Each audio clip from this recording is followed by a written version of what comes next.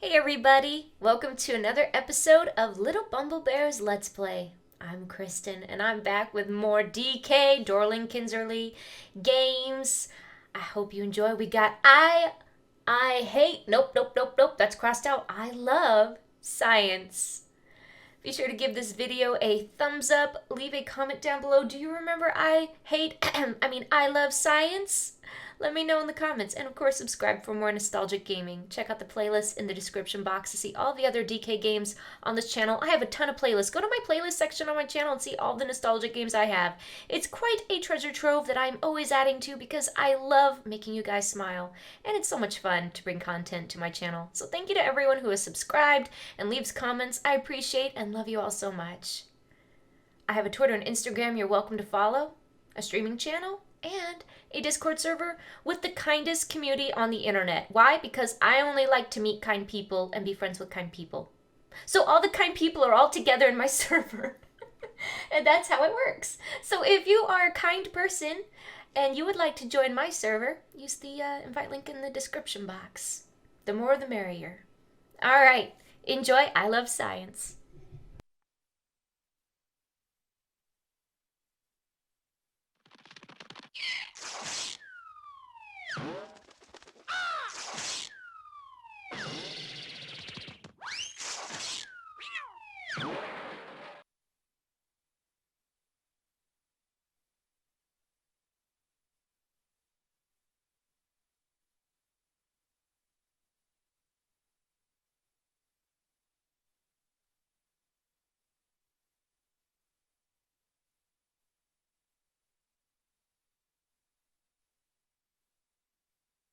That you out there, Sugar Pie?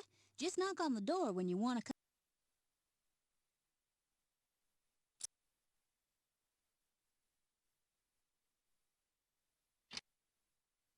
Hi, reckon I ought to introduce myself. I'm Momentum, and this here's my workshop. Don't want to brag, but there ain't nothing I don't know about forces and energy. All kinds of energy. Motion, electricity, light, heat, and sound. It's real interesting, if I do say so myself. Yep. Oh, and I made you this book, too. Look here, Possum Pie.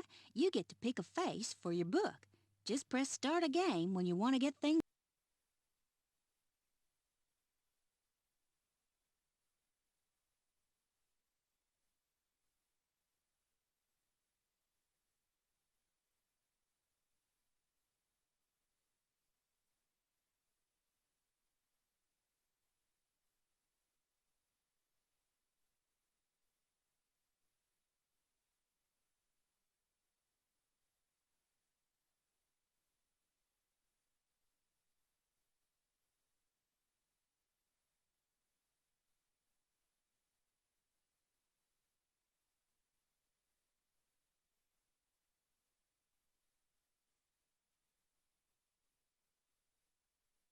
Here's a deluxe workshop, so you get to pick out whichever one of these you like, Sugar Dumpling.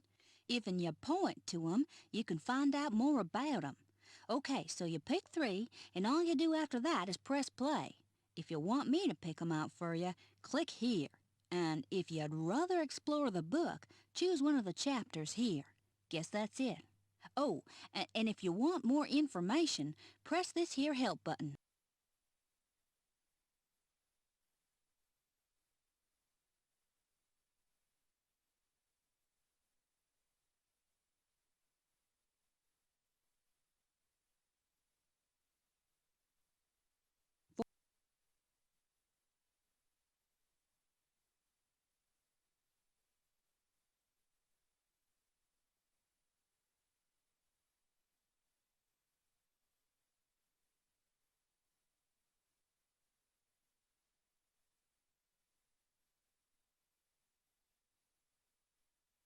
Have you ever seen a tug of war?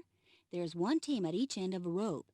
Each team tries to pull the other one. If they both pull with the same force, the two pull forces balance each other out and the rope doesn't move.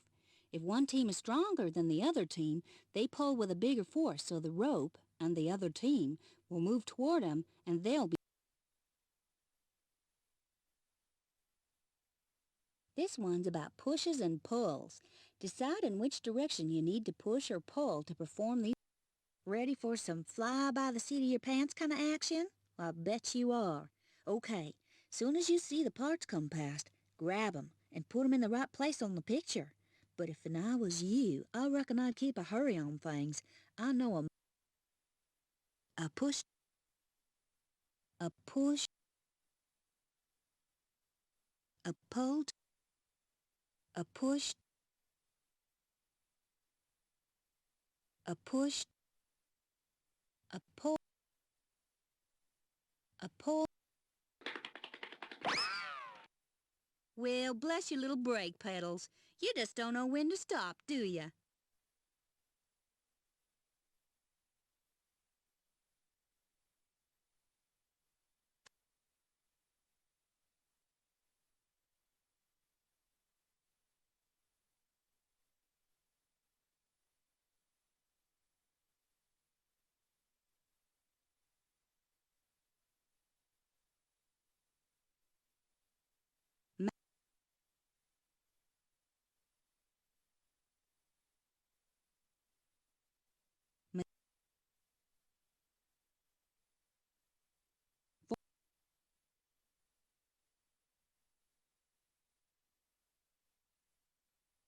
How do refrigerator doors close themselves?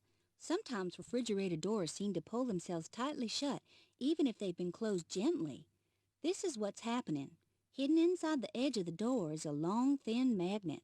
The refrigerator is made of steel, and the magnetic strip is pulled toward it, closing the door.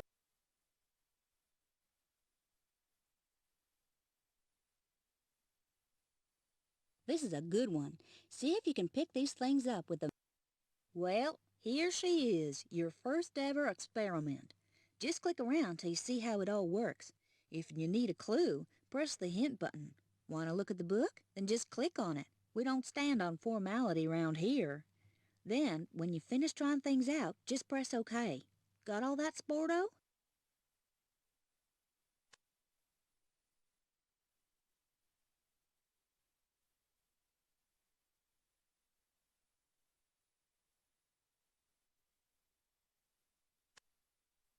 If you want to get started, there's only one. Just pick 3 activities and...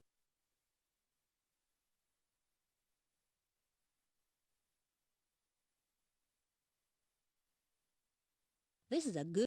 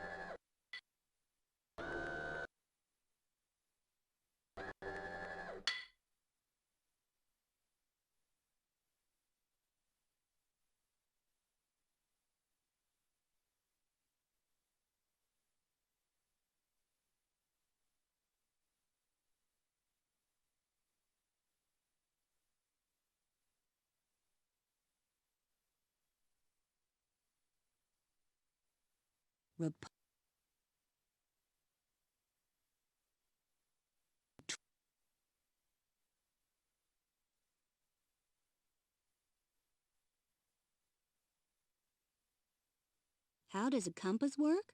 The poles of a magnet are called north and south-seeking poles for a very good reason.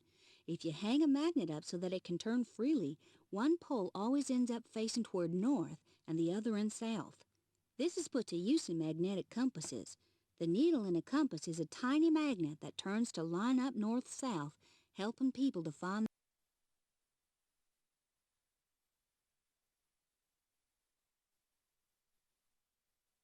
Look here at these 2 magnets. They're marked N and S, which stand for North Pole and South Pole.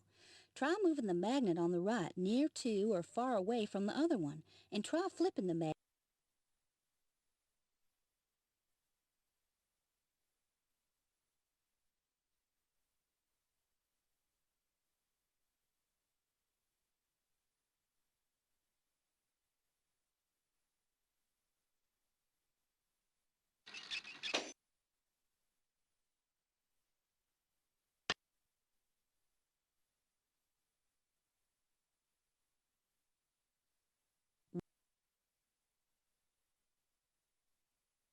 beam.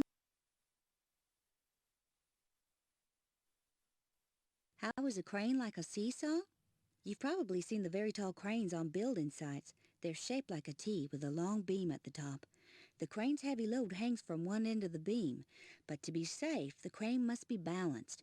It does this by having lots of heavy concrete or metal slabs hanging from the other.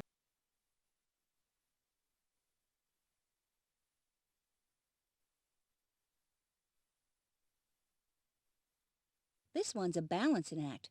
Put the different masses onto these beam balances and watch what.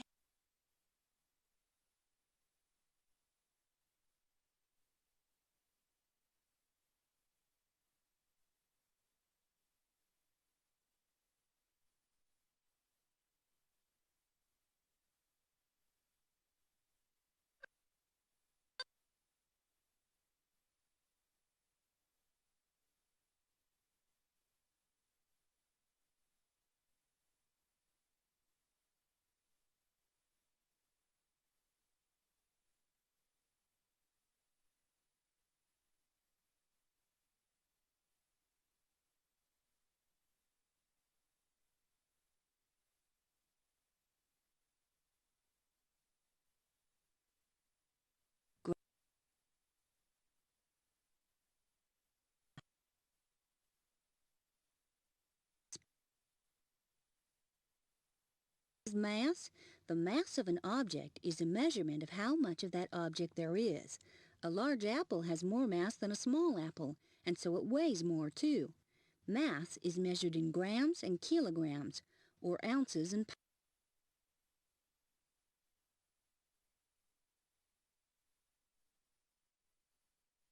It's springtime! Find out the weight of each item using this spring-loaded weighing machine. The numbers on the scale show.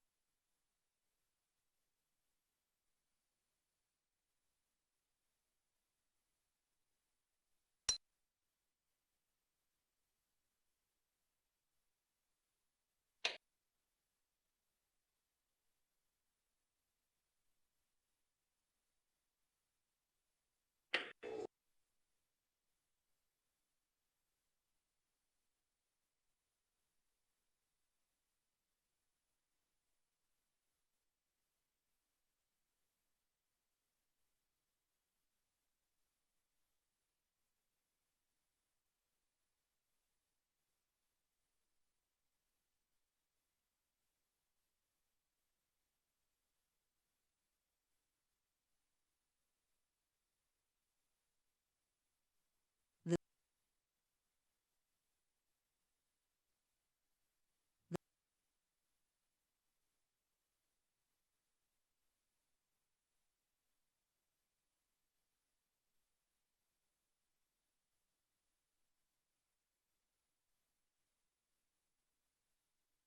Do you know that you'd weigh less if you were on the moon? It's gravity that determines how much you weigh, and the force of gravity is less on the moon than on the Earth. If you were on the moon, you could jump much higher, leap much farther, and throw a ball a really long way. If you weighed yourself on some bathroom scales, you'd find out that you weighed only 1/6 of what you weigh.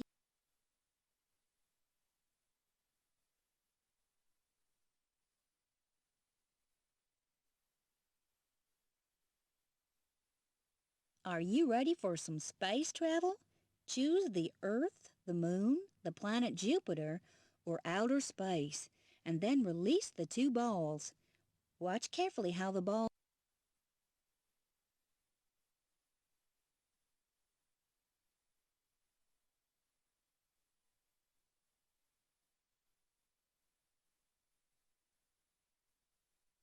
The outer, the planet, the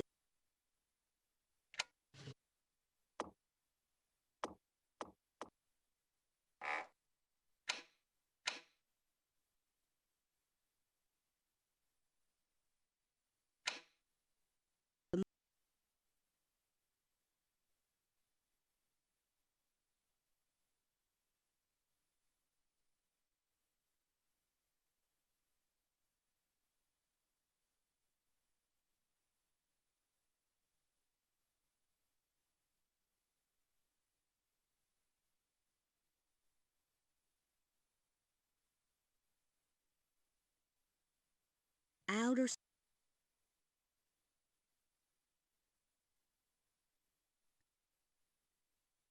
Whoops.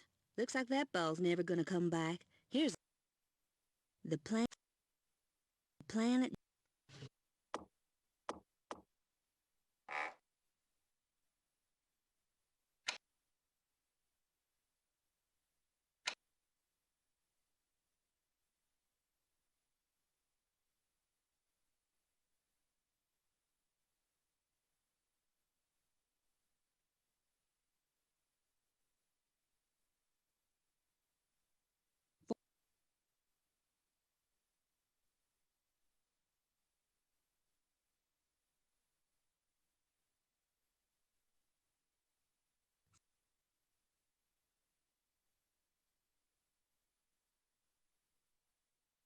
Why is a hovercraft much faster than a normal ship?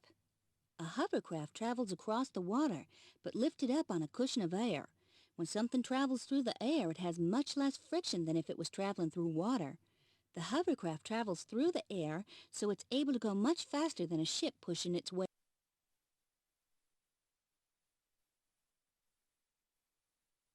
Give the puck a push and watch it move along on different...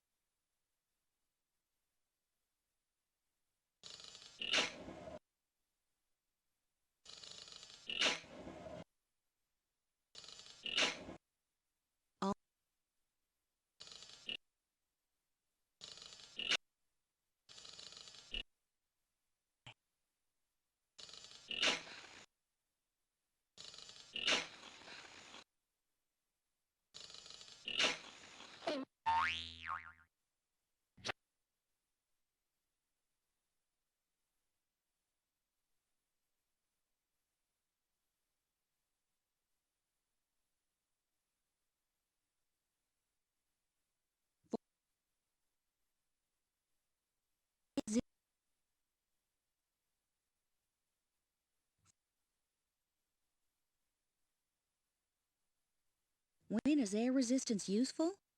Sometimes people want things to have as much air resistance as possible. A parachute is a big umbrella-shaped canopy that a skydiver uses to slow his or her fall to earth. The parachute needs to have a lot of air resistance to make the fall slow and the land...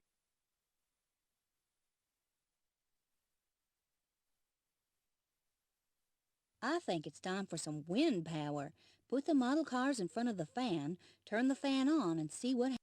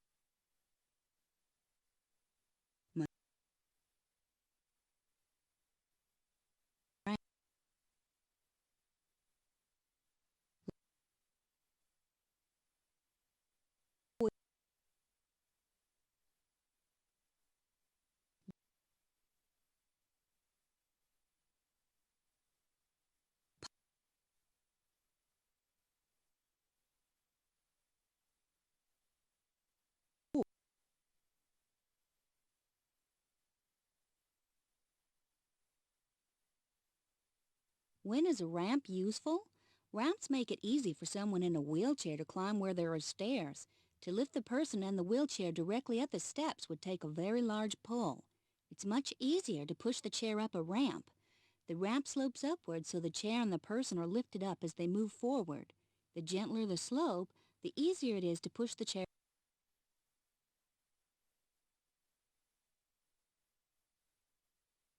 How does the ball move in each of these simple machines when you click?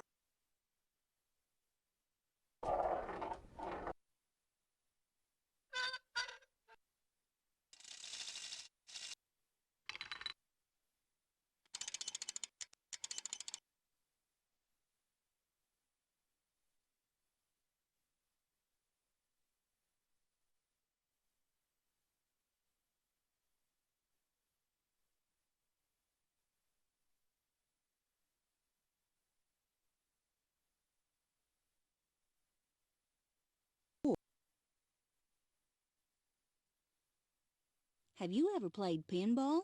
To launch the ball up the table, you pull back a plunger. The farther you pull the plunger back, the bigger the force it strikes the ball with. And the bigger the force you strike the ball with, the faster it travels up.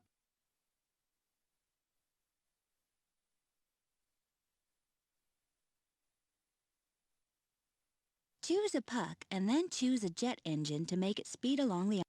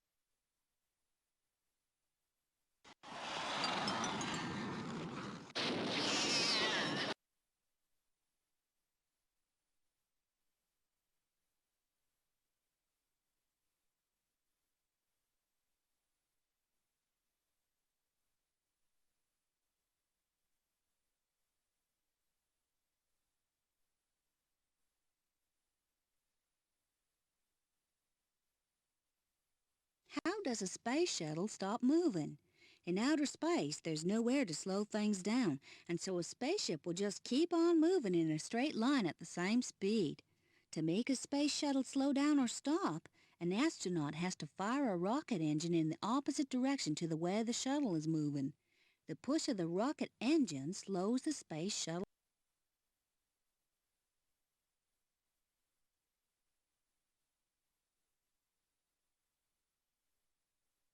Time for some ice hockey practice. These pucks show you which direction they're moving in. You have to decide in which direction you need to push them to make them do what the instructor.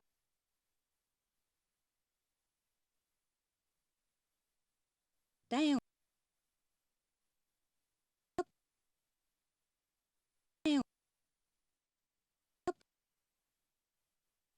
up,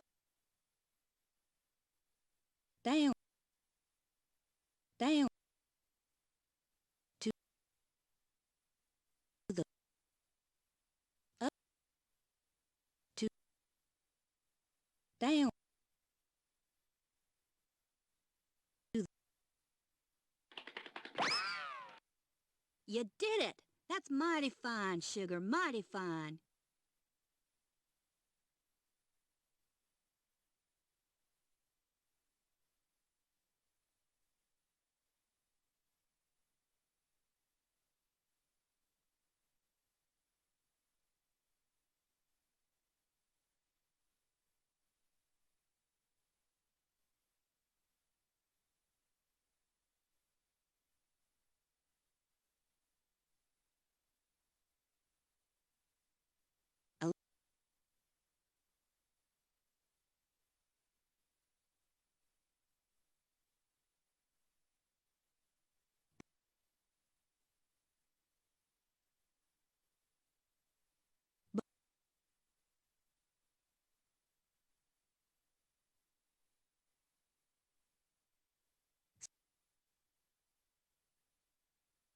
How does an electric bulb work? Inside the bulb is a very thin wire called a filament, which glows when electricity flows through it.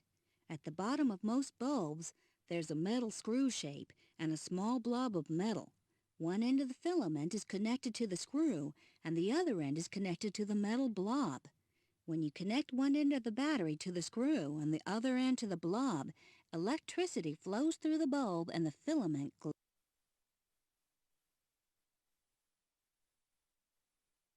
Remember, electricity can be very dangerous. It can give you powerful shocks and could even kill you.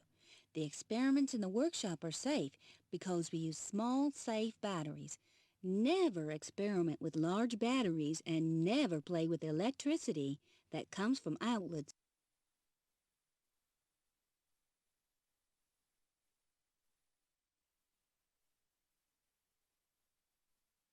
You see the battery, bulb, and wire? Try connecting them in the gaps between the ends of the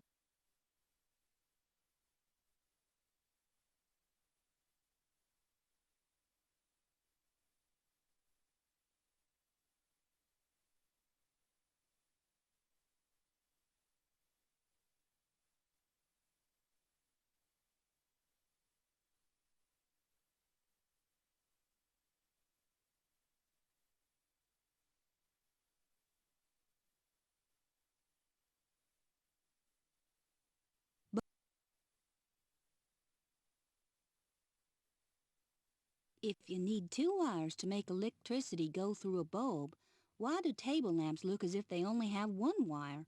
In fact, table lamps do have two wires, but they are hidden inside one plastic cable. One wire goes from the socket to the bulb, and the other wire comes back again, so that electricity can flow from the socket to the bulb and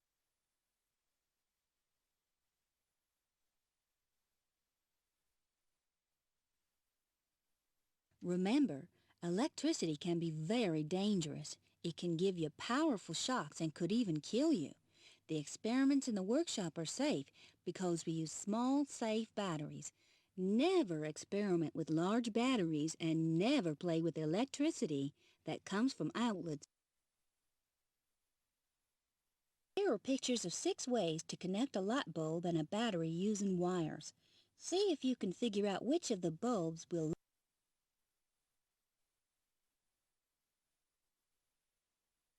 a lit, a lit, an unlit, an unlit, an unlit, a lit, an unlit. Holy hubcaps! That was real poetic.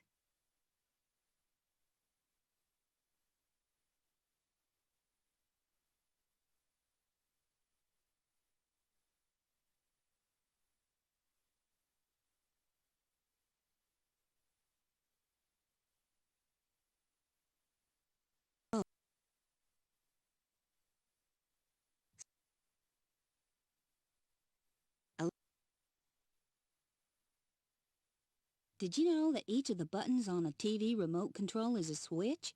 You close the switch when you press the button, and the switch springs back open when you release it. Each button completes a different circuit, and each circuit produces a different signal. The signals are beamed from the front of the remote control to the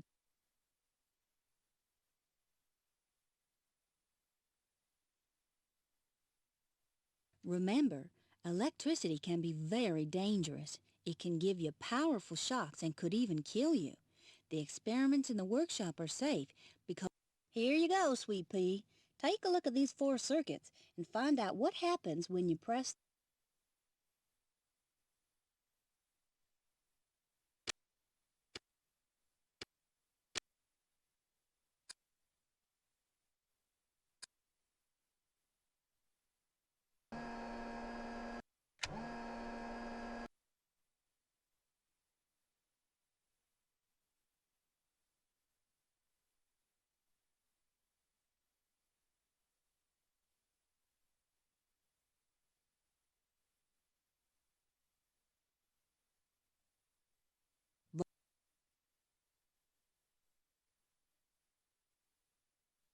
How do batteries work?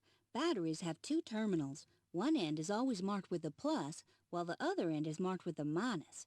When you replace the batteries in a flashlight, for example, you should place them so that the positive end of one battery connects to the negative end of the other one. When connected in this way, Two 1.5-volt batteries act like they're a single 3-volt.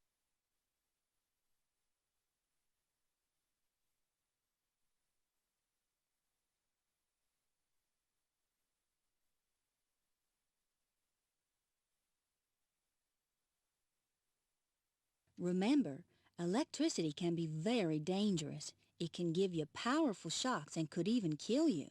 The experiments in the workshop are safe. Each of these batteries.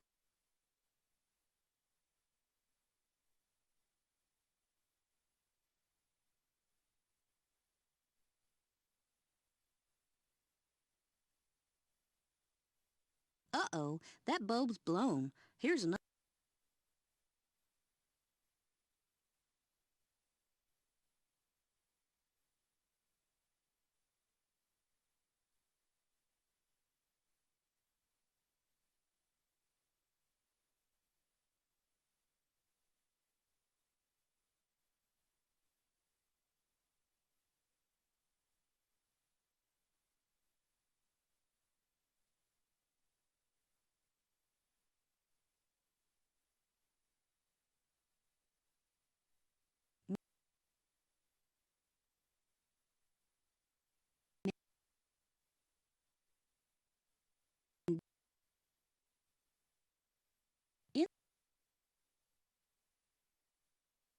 How can your body conduct electricity?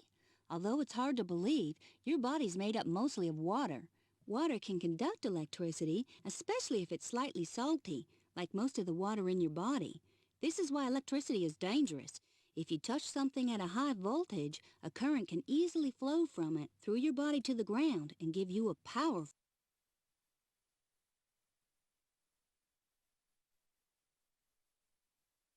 This is a safe experiment, but remember, electricity can be very dangerous. Never experiment with large batteries, fuse boxes, or a... Looky here. You got 8 objects made of all sorts of different materials.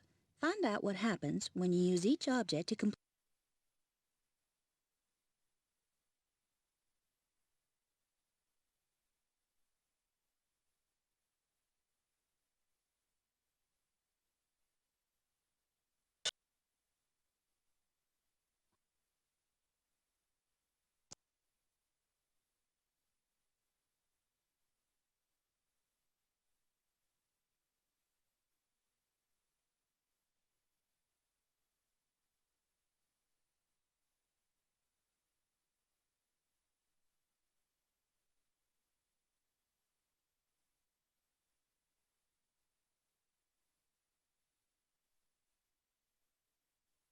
How does an automatic door know you're there?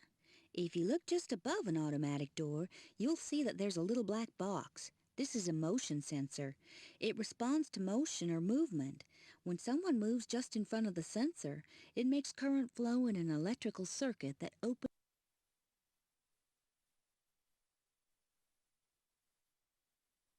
This is a safe experiment, but remember, lots of electrical devices are operated by a special kind of switch called a sensor. Here are 3 kinds of sensors for you to work with. See if you can turn on.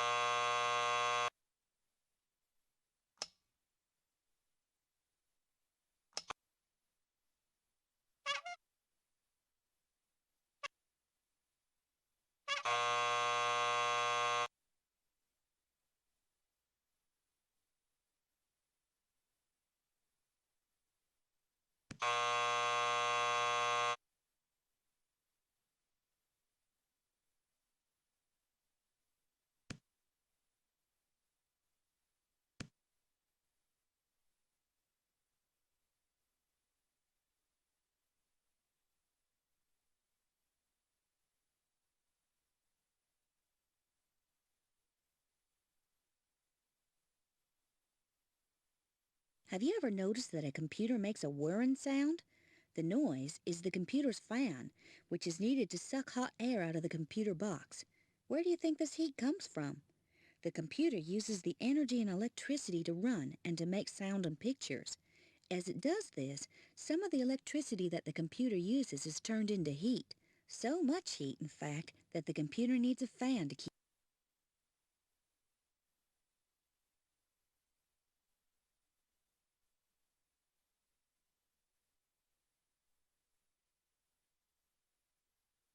This activity is about things that use electricity. Remember, electricity can be very dangerous. Always ask an adult before you use electrical equipment and never play with electricity that comes from outlets. Looky here, Hush Pup.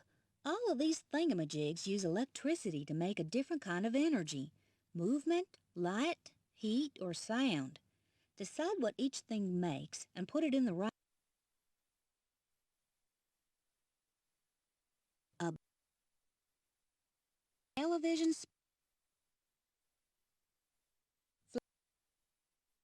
radio, a television pic, a, a, a television pic, a, a television pic, an elect, an elect, an elect, an elect, electric, electric, television pic. Well, bless your little brake pedals. You just don't know when to stop, do ya?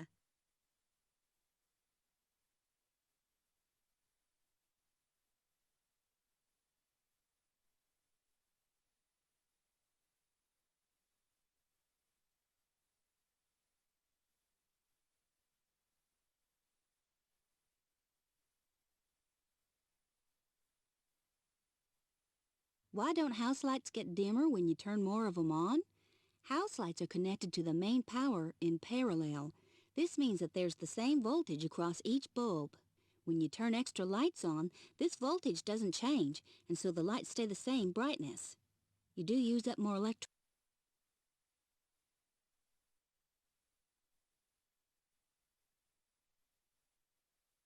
Remember, electricity can be very dangerous. It can give you... Look at these two unfinished circuits. Now what do you suppose might happen when you complete the circuits with the bulbs? Well, try.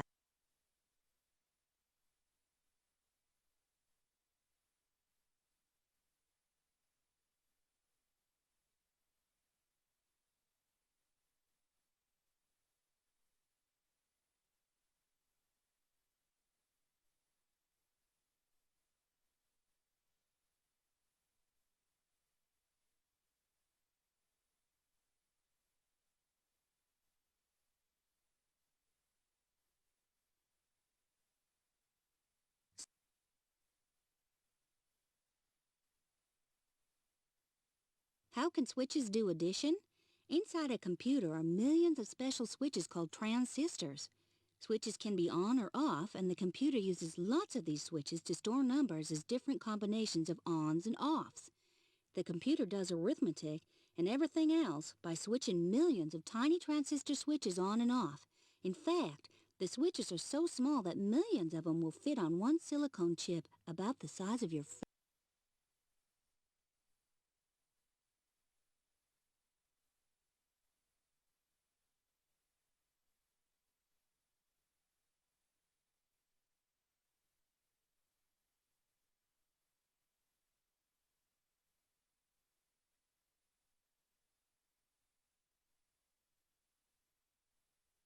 Remember, electricity can be very dangerous. It can give... Do you see these circuits? See what happens when you turn the switches on and off in different combinations.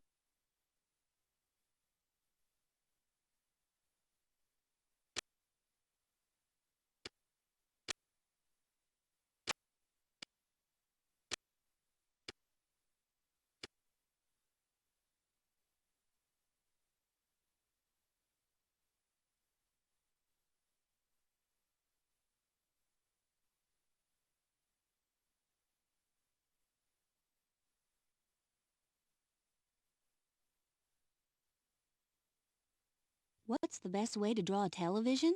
It's easy to draw a picture of what's inside a flashlight. All you need to show is a bulb, a battery, a switch, and some wires. But inside a television, there are thousands of different components piled on top of each other. The best way to show them is with a circuit diagram. It shows only simple symbols arranged to make clear how the circuits work. Everyone uses the same symbols, so they all understand what the diagram.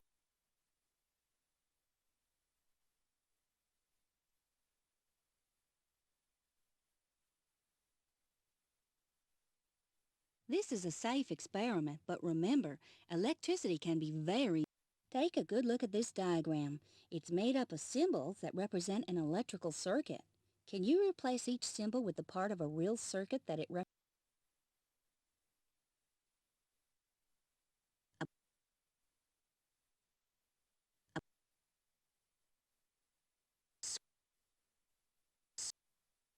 A, a, a,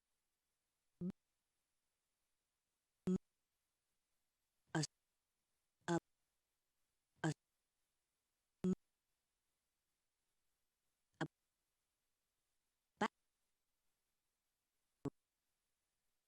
a, a, a, a, sweet, a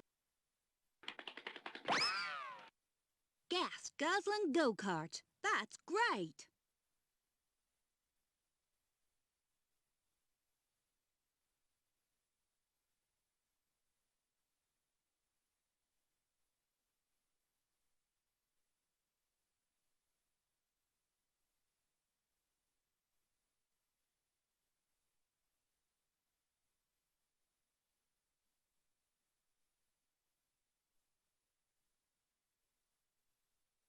What is moonlight? When you see a full moon, it's easy to think that it's giving out its own light. In fact, it's just acting like a huge mirror. The light from the sun, which does make its own light, bounces off the face of the moon and down onto the earth. When you look at a full moon, what you're seeing is light from the sun that bounces.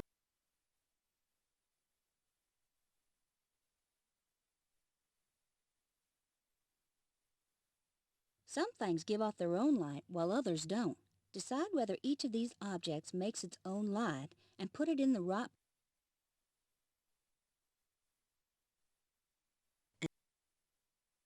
A,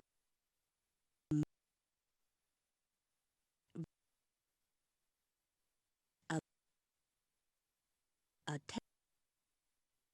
a flash.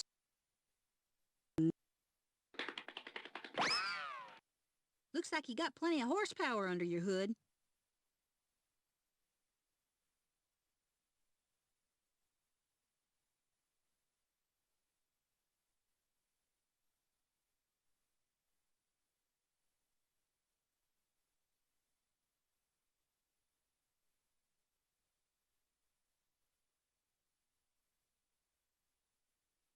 Why can't you see clearly through frosted glass? Light travels in straight lines, called rays, through a clear glass window. When they pass through frosted glass, light rays get scattered in different directions. The light you see coming from the frosted glass becomes all mixed up, and so you can't see shape.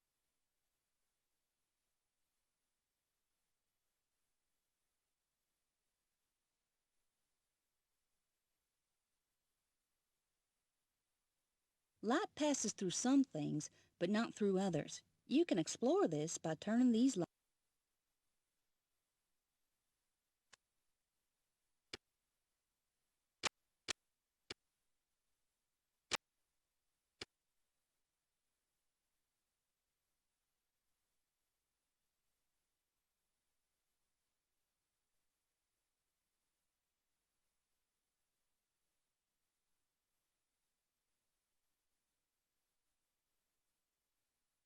How do you use the sun to tell the time?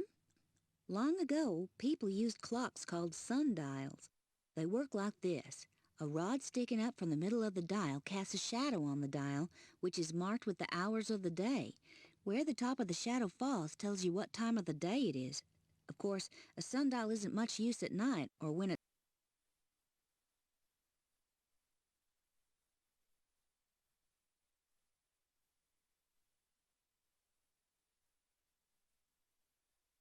In this experiment, we look at the shadows made by the sun. Remember, the sun is so bright that it can damage your eyes. Never look directly at the sun, and never point a telescope or binoculars at. When sunlight strikes this stick, it makes a shadow. See what happens to the shadow as you move time forward and make the sun move across.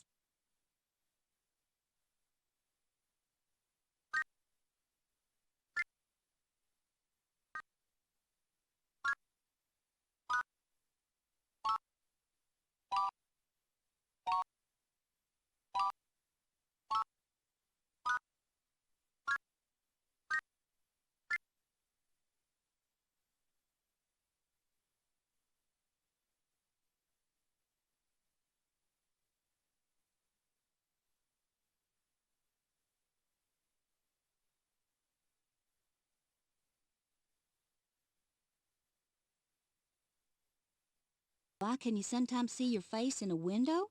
When you see the reflection of your face, the window is working like a mirror.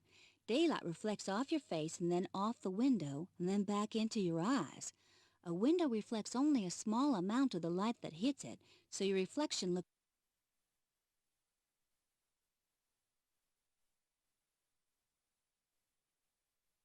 Take a look at these mirrors and colored blocks. Try turning the mirror in the middle and watch what happens to the beam of.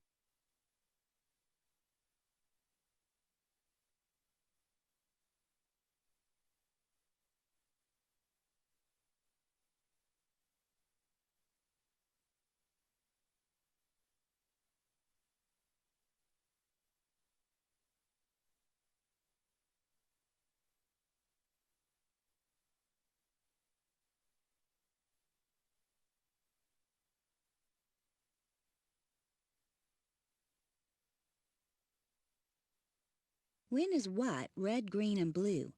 If you look closely at a color television picture, you'll see that it's made up of thousands of tiny dots of colored light. Look even closer, and you'll see that there are just 3 types of dot: red, green, and blue.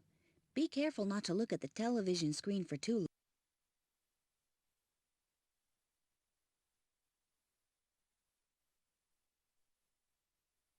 These 3 lights make red, green, and blue light. Find out what other colors you can make by turning the lights on and off in different combinations.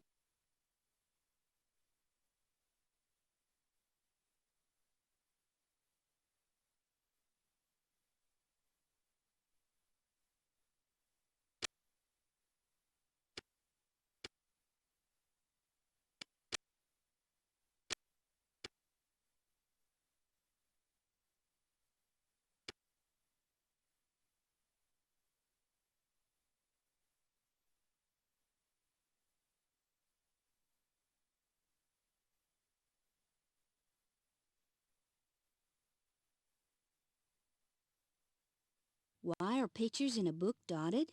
If you use a magnifying glass to look at the colorful photograph in a book, you'll see that it's made up of hundreds of tiny colored dots.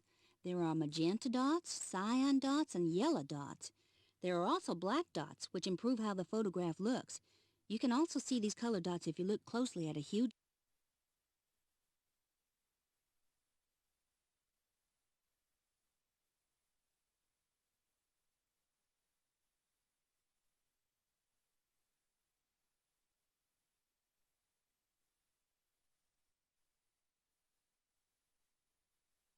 These are jars of ink.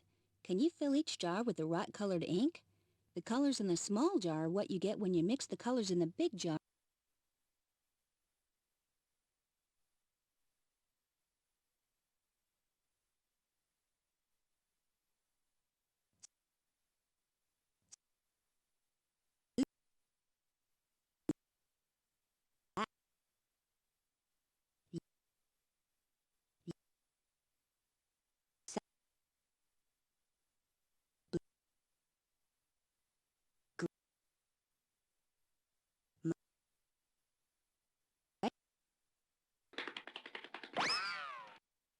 Just plain electrifying. You are one switched-on little unit.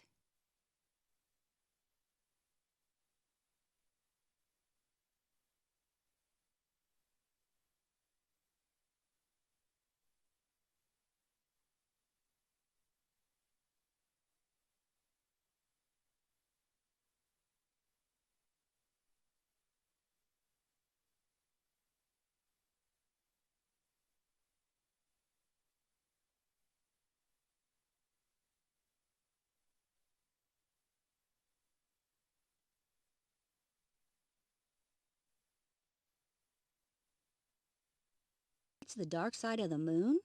As it turns around the Earth, the same side of the moon always faces us. We never usually see the other side. It's called the dark side of the moon, although that name isn't really right. When people say the dark side of the moon, they mean the side we never see. But sometimes that side is facing the sun and is complete.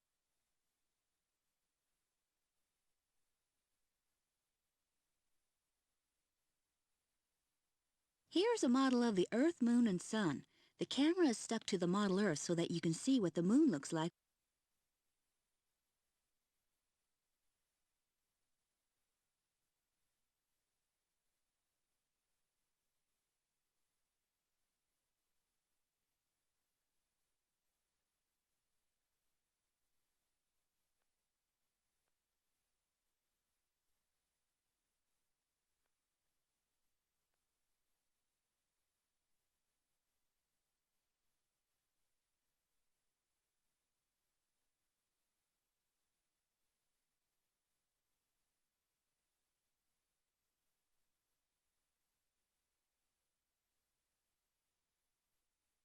Where do our voices come from? Whether you can sing in tune or not, the sound of your voice is caused by vibration, just like any other sound. Inside your throat are tiny flaps of skin called vocal cords. When we sing, speak, or even shout, our vocal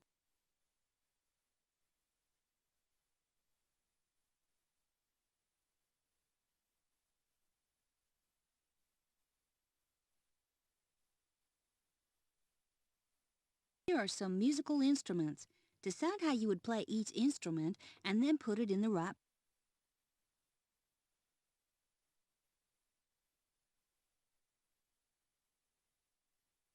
A, a, a, a, a, tr- tr- a. That's pretty good, champ.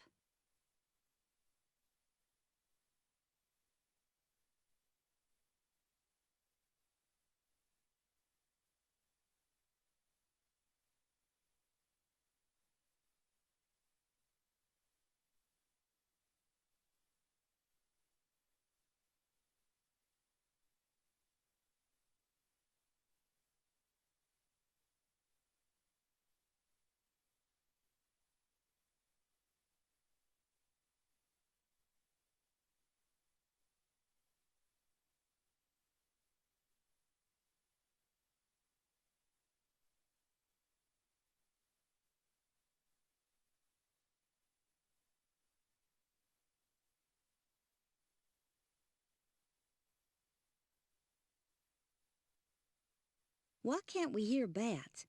Some animals make sounds that are too high-pitched for us to hear. Bats, for example, make very high sounds that they use to find their way around in the dark. You can also buy special silent whistles for dogs. The whistles work, but the sound they make is too high for us to hear, although dogs can hear it.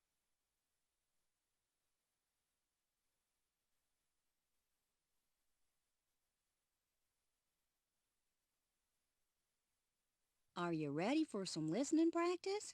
Listen carefully to these sounds and decide if each one is loud or quiet. And if it's high or low or just plain.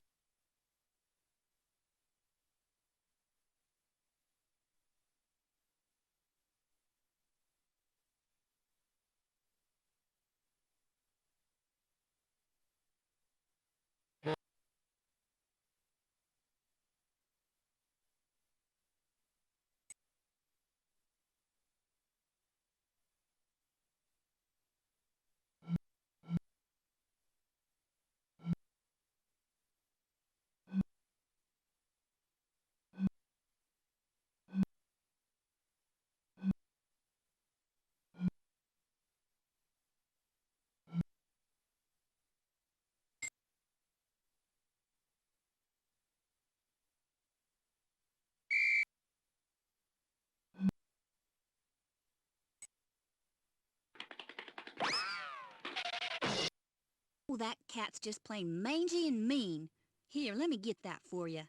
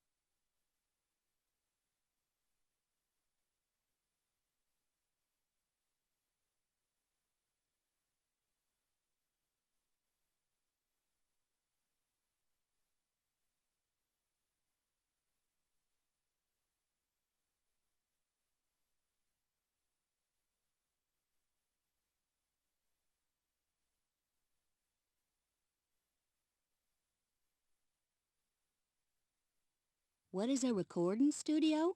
When musicians want to record music, they go to a special room called a studio. A studio is built using materials which affect sound in different ways.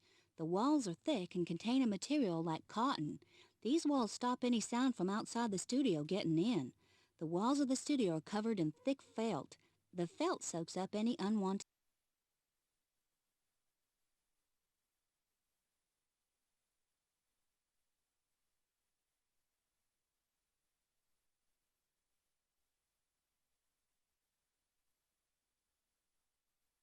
Guess what?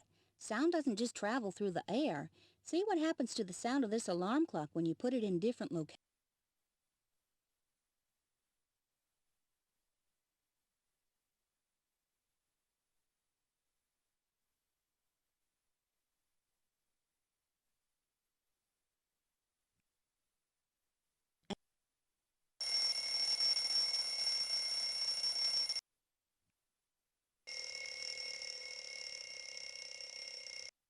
A glass out of a metal tray. A fi-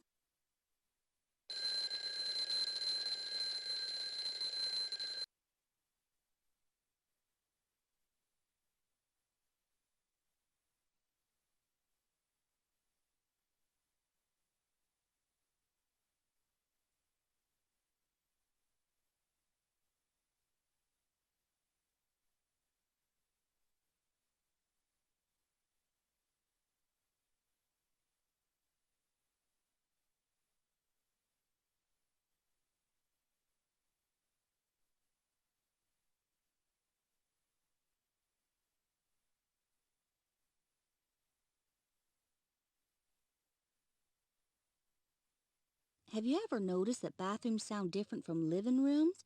In a bathroom, most of these surfaces are hard, and most sounds reflect easily off these surfaces. That's why most bathrooms sound echoey. In a living room, the cushions, chairs, and curtains are usually made of softer materials. Sound doesn't reflect off these materials as well as it does off hard surfaces, so the living room sounds less echoey than the.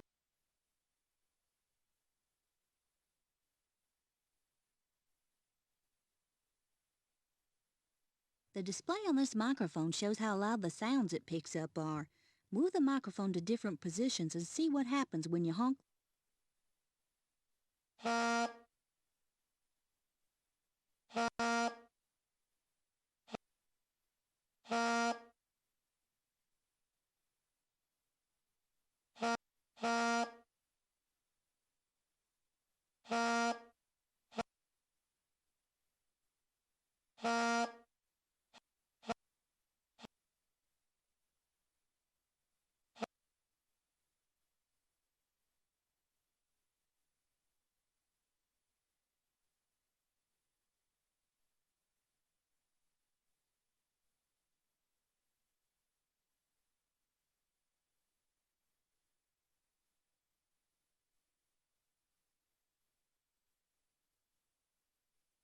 Can you sing high notes and low notes?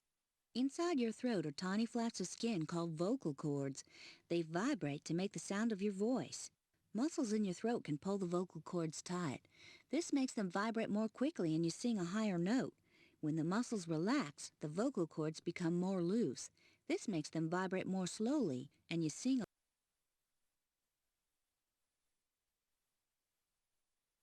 Now, here's a couple of old violins that I rigged up. You can pluck the string on each violin. See what happens to the sound if you slide the finger along the string on violin 1 or add weights to violin.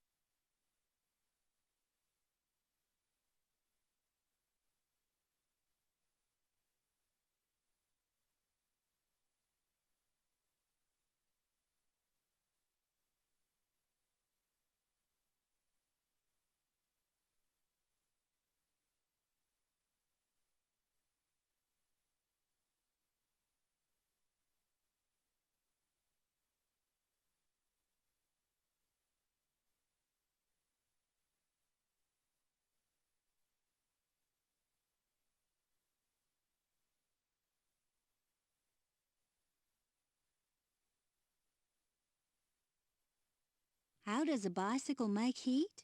When you pull on the brakes to stop a bicycle, two rubber brake pads rub up against the rim of each wheel. Rubbing things together produces a force called friction, and friction is the force that slows the wheels down.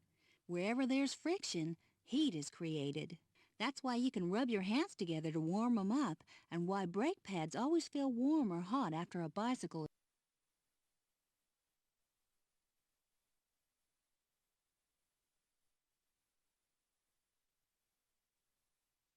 This activity is about things that make heat, but remember, heat can be dangerous. Never play with stoves, matches, or fire, and always be careful near. Some things make their own heat and some things don't. Decide which of these things.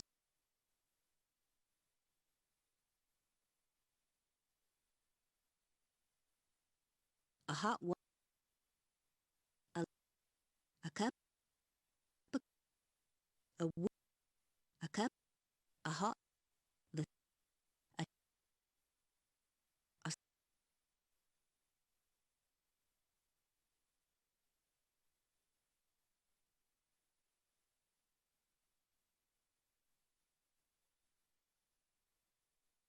a gas.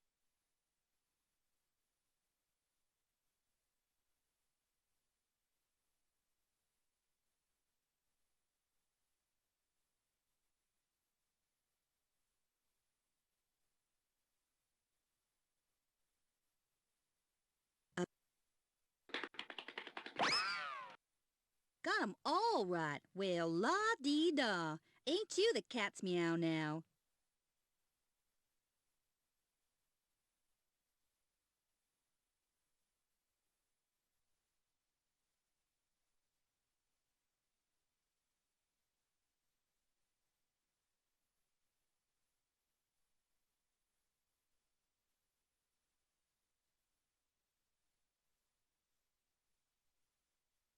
Did you know that the inside of your body is normally at a temperature of about 37 degrees Celsius?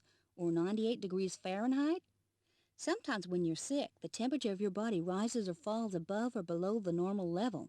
Doctors often take your temperature by putting a thermometer in your mouth for a few minutes. This can help them to work out what's wrong.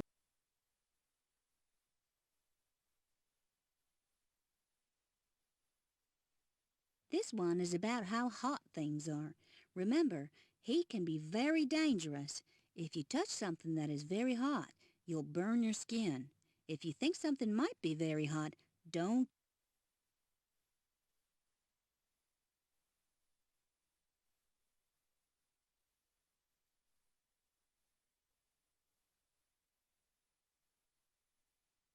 Thermometer, and it measures the temperature, how hot things are. A cup of oil, the no, the no. My oh my, that was so cold the thermometer cracked. Here's a reply.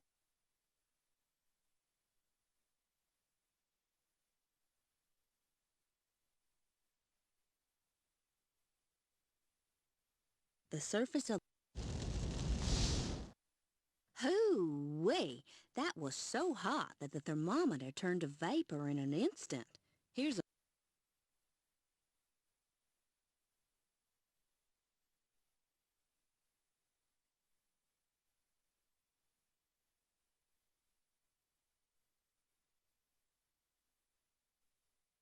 Did you know that water freezes at a temperature of 0 degrees Celsius or 32 degrees Fahrenheit? When it's this cold, ice will form on the surface of ponds or puddles, and any snow that falls will not melt when it reaches the ground. If the temperature increases so that it's above freezing again, the snow and ice will melt. At the North Pole, the temperature never rises above freezing, so there's always snow.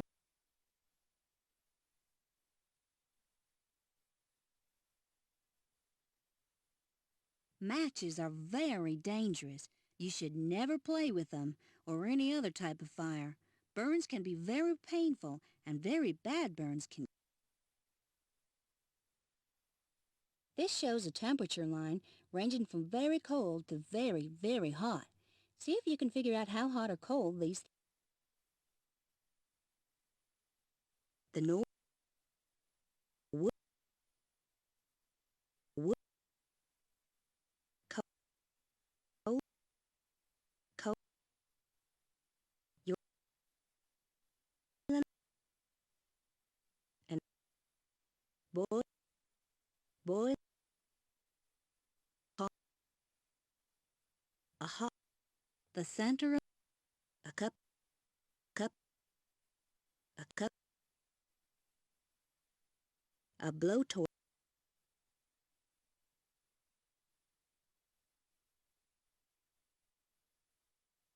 a hot. Skippity doodah! You sure know your doohinkies from your wajima flops.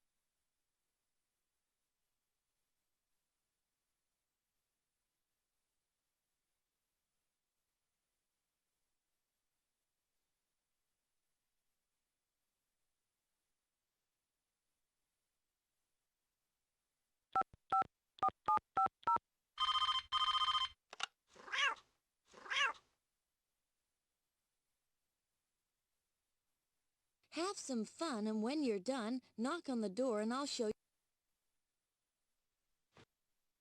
Hi there, Fun Fair. I'm Rosie Gardner. Life, you know it's my rave. Take a closer look at all the things that make this world we live in a way cool place to be. People, plants, animals. These are all a happening gig, Crazy Jig. And if you want to find out more, Sycamore, spend some time in the tree with me. But first, here's something I made just for you, Kangaroo. Take a look at this. Take a look for the front of your book. Then press Start a Game when you're ready. Here's where you look at these experiments and see what you like, Spike. You can find out more about each one by pointing to them. Choose the 3 you'd like to do, and to get things moving and grooving, press play. If you'd like me to make your selection, click here. If you'd rather explore the book, choose one of the chapters here. If you want more info, press the Help button. You're in control, Tadpole.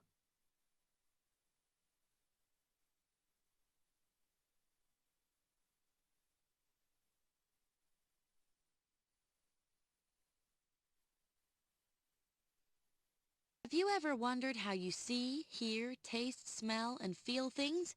With the ends of your nerves. They let you sense the world. The nerve endings in your eye, for example, are sensitive to light.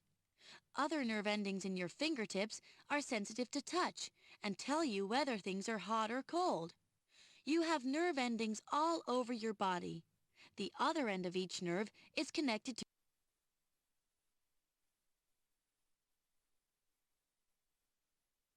Think of your body as lots of totally cool machines working together. My body's the same. You can take a look at 3 body machines. Okay, Poppin' click around until you understand how the activity works. If you're feeling clueless, press the hint button. Want to look at the book? Then just click on it. And when you've finished trying things out, press OK. All clear, Rocketeer? Skeleton. Your skeleton is a support and protection machine. It's made of hard bones that support your body. Without it, you'd be a floppy bag of skin. Some bones protect you. For example, your skull protects your brain. Your skeleton is flexible too, with 206 bones all joined together so you can move. Muscles. Your muscles form a movement machine. They work with the bones of your skeleton to make your body move. They do this by getting shorter, which tugs on the bones. Muscles work in pairs, so that they can pull your bones both ways. Altogether, you have more than 600 brain and nerves. Your brain and your nerves form the machine that controls your body. Your brain receives messages from your eyes, ears, nose, mouth, and all parts of your body through nerves, so that it knows what is going on around you. Your brain also sends messages through nerves to make your muscles work.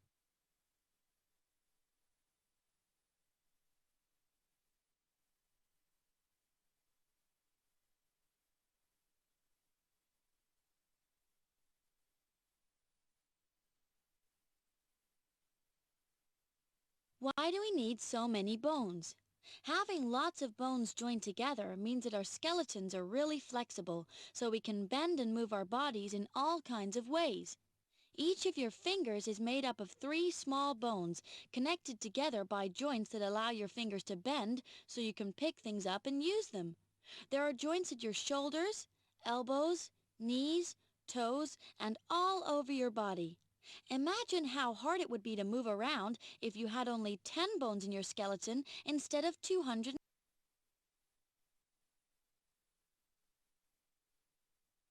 Hey, do you know your bones, Jones? Here's a picture of the human skeleton, but can you fill in the names? Bet you thought this was the easy part, right? Au contraire, Koala Bear. So as soon as you see the parts come past, grab them and put them in the right place on the picture.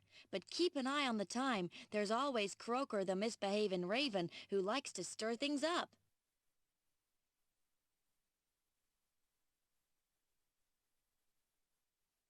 Back,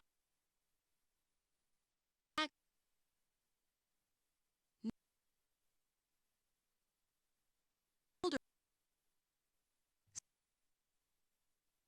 jaw, rib,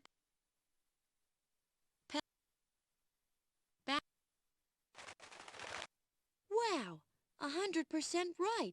You are triple hip, Skip.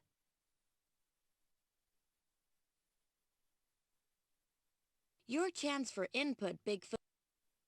Whenever you're ready, use 3 things.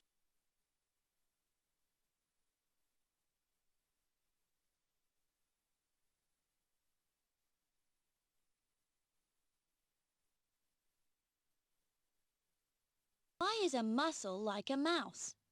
When you move your muscles, you can feel them changing shape. The muscle that makes your arm bend is called the biceps. It runs between your elbow and your shoulder. If you bend your arm at the elbow, you can feel your biceps getting shorter under your skin. Try it. It feels a little like a mouse creeping along inside your arm. In fact, the word muscle comes from an old word.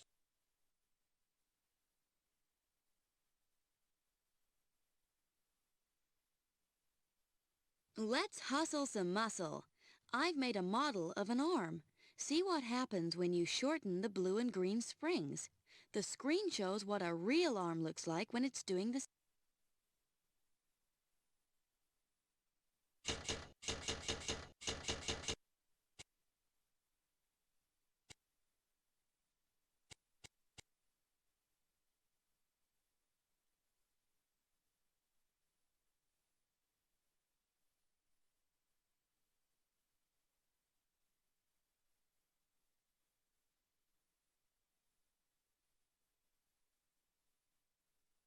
Have you ever heard the word fluoride or seen it on the side of a tube of toothpaste? Fluoride is an ingredient that can help to keep your teeth healthy, and this is why it is added to many toothpastes. In some places, tap water contains fluoride. It has been added to help protect everyone.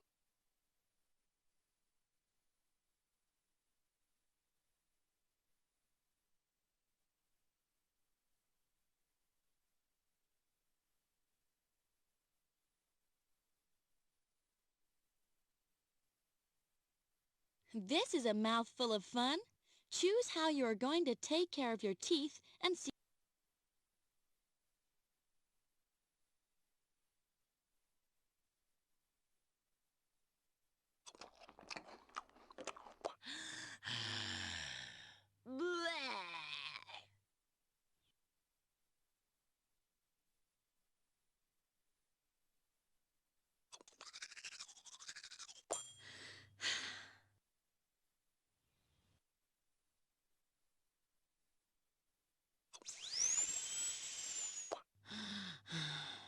Oh.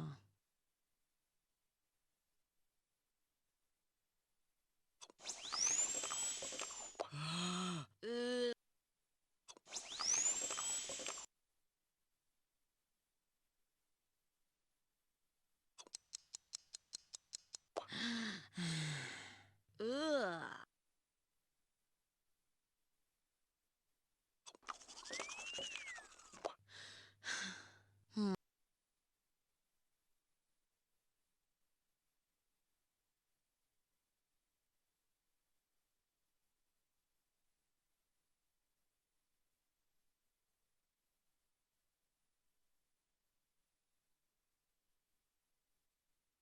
Do you know what fiber is?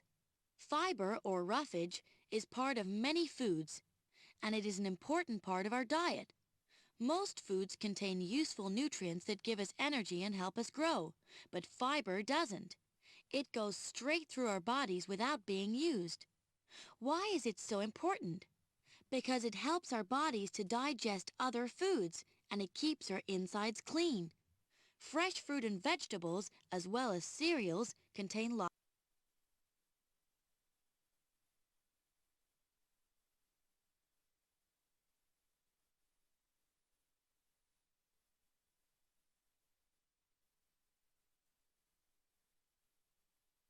Uh-oh, my kitchen cupboard's empty.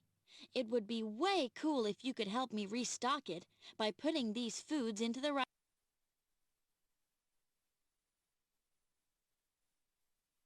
Fresh.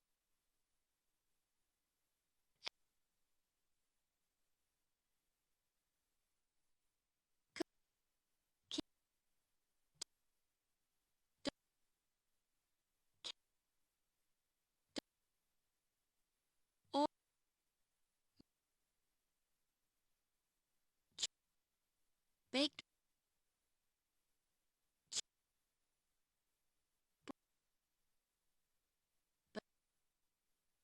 sauce. You're really making a splash, Flash.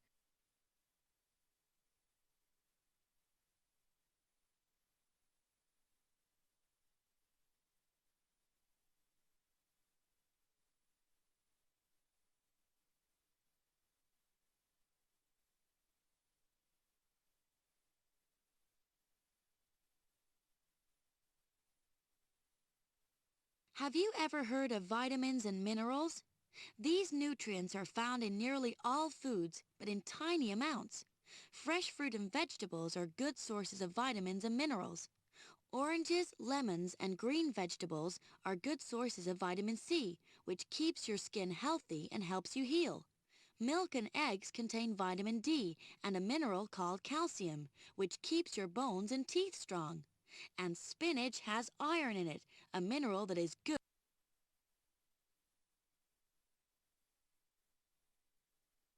Do you know what's in food, Ermintrude? Nutrients are the things in food that your body needs. Can you help me refill my cupboard by matching the foods to the nutrients they provide? Here's a clue. You can find out more about each nutrient by clicking on the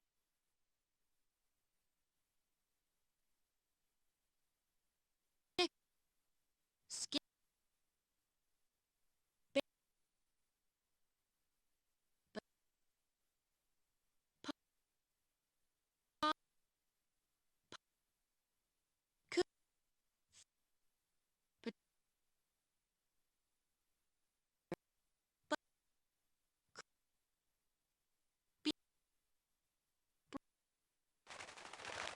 Prime, sublime, and right on time.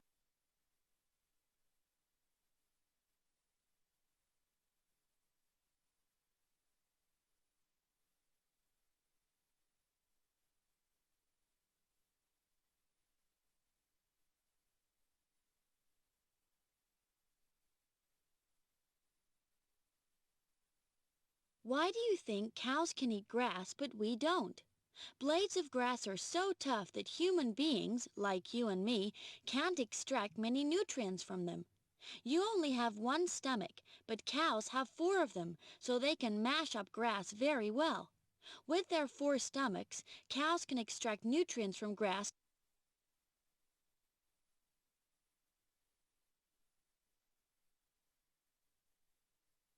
Deep down, I'm a special kind of person. You want to see?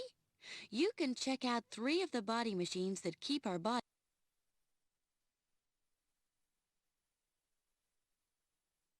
The food. When you eat food, it passes from your mouth down a tube to your stomach, where it is mashed up and mixed with chemicals that change it to a form that your body can use.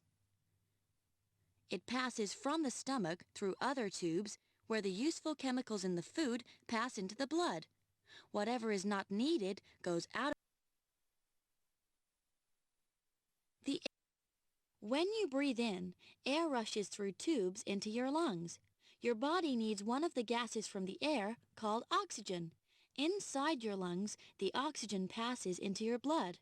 A waste gas called carbon dioxide passes from your blood to your lungs and you breathe it.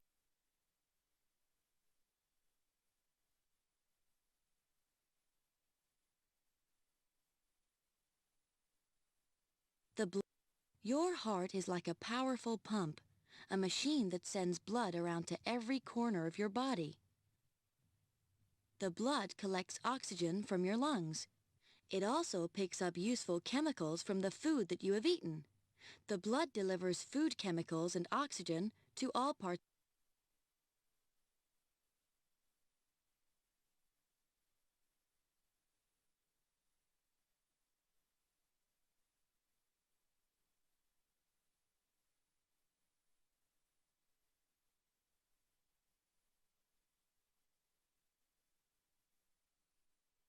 How fast does your heart beat? If you carefully press a fingertip against the side of your neck, you can feel a pulse. What you are feeling is blood being pushed by your heart through an artery beneath your skin. The heart beats once for each pulse that you can feel. If you look at your watch for 1 minute and count the pulses, you can tell how fast your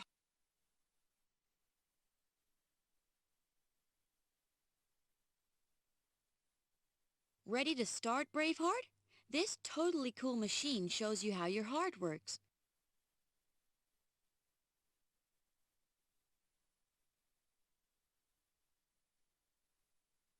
How your heart Each time your heart beats, it sends blood surging through your body.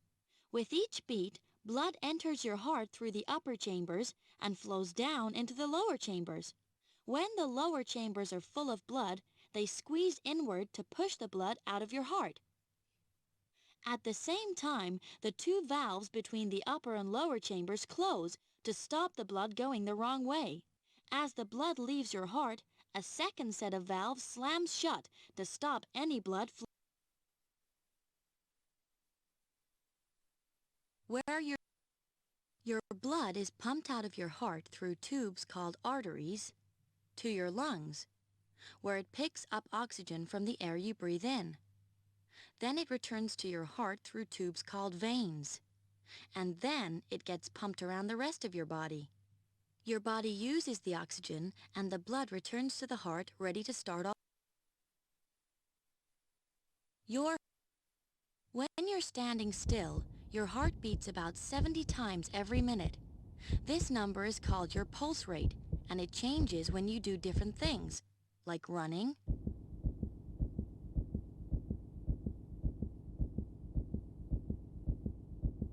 or sleeping.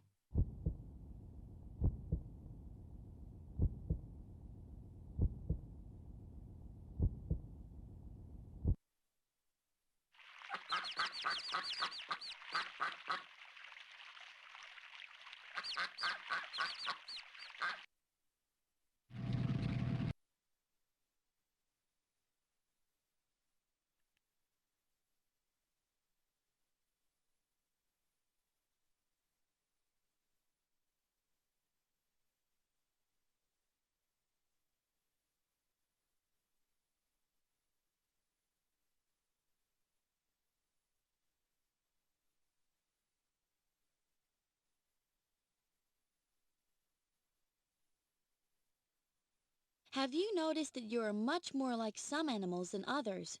Human beings, like you and me, have hair, arms, legs, and fingers to hold things, just like monkeys and apes.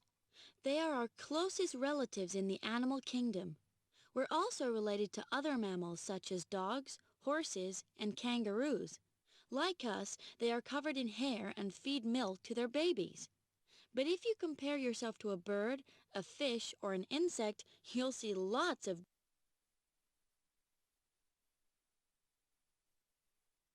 I've traveled all around the world taking pictures of animals, and here are some of the photos in my collection. Can you help me match the names to the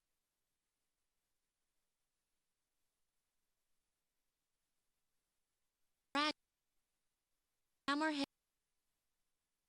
hal,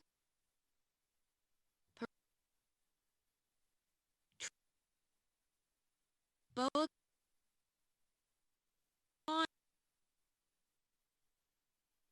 Arctic? Now you're cooking, good looking.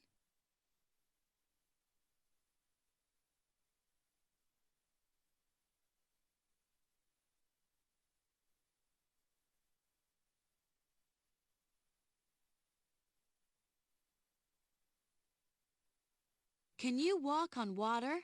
Some animals can. The basilisk is a type of lizard that runs across water. It has very large back feet which keep it above the surface, but only if it is running quickly enough. Some insects called pond skaters are even light enough to stand. Some of these animals move around by flying, some by swimming, and some of them don't swim or fly at all. Can you help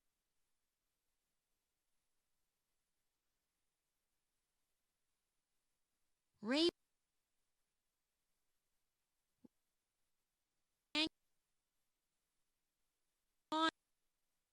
ball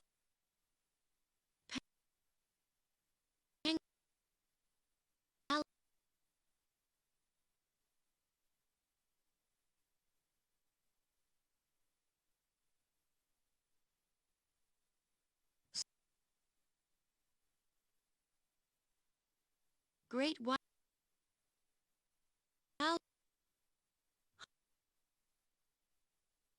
hardened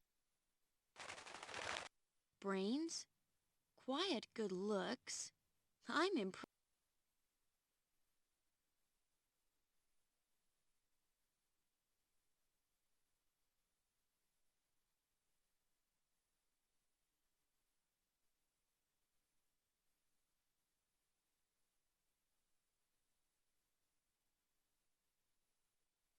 How many different types of animals are there in the world? In fact, nobody knows. There are so many that we haven't seen all of them yet, but so far, more than 1 million types or species have been discovered. When scientists discover a new species of animal, they decide what kind of animal it is by comparing it with the animals we already know about.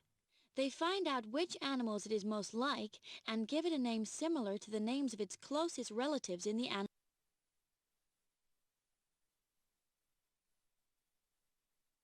Here are some of the animals that live around my tree. I've made a key so that you can help me sort them out. Just follow the questions and put the animals where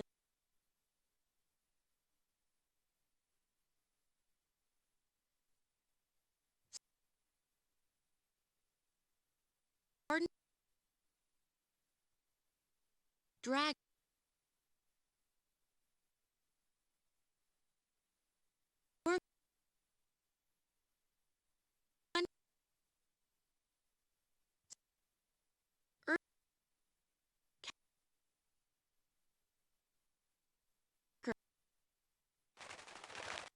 Splendid job, Corncob.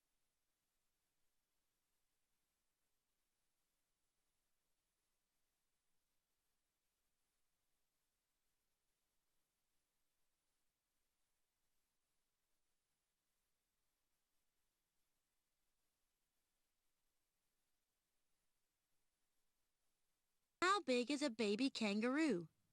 A mother kangaroo has a pouch, and the baby kangaroo is born into the pouch. At first it is tiny, about the size of a paperclip. Inside the pouch, the newborn kangaroo attaches itself to a teat and drinks milk. The young kangaroo, called a joey, is carried in the pouch for several months. By the time they leave the pouch, joeys are often more than half a meter.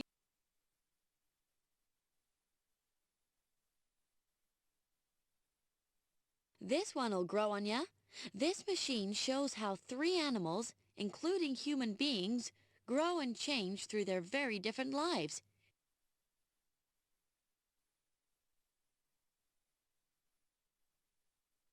Frog begins life as a fertilized egg in a mass of jelly and eggs called spawn. After the tiny eggs hatch, baby frogs called tadpoles swim around underwater for several weeks. The tadpoles have tails that help the tadpole move through the water. After about 9 weeks, legs grow at the back of the tadpole, and after about 12 weeks, arms grow and the tail begins to shrink. At this stage, the frog really begins to look like a frog. Most frogs are fully grown after about 16 weeks, ready to produce more fertilized eggs that will grow to make more. Chickens come from eggs like the ones we eat for breakfast. The difference is, this egg is fertilized, which means that inside there is a tiny baby chick called an embryo beginning to grow. In a few weeks, the embryo grows big enough to hatch out.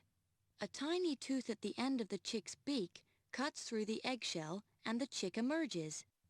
After only about an hour, its wet, bedraggled feathers dry out to become yellow and fluffy. From now on, it spends most of its time eating until, after a few months, it is a human being, such as you or me, starts off as a tiny fertilized egg, almost too small to see, inside their mother's belly. The egg becomes an embryo, and gradually the embryo starts to look like a baby. After 9 months of growing inside its mother, the baby is born. The first few years of a human's life are very important as it grows quickly and learns from its parents. A young child soon learns to walk and talk, and through childhood continues to grow and learn.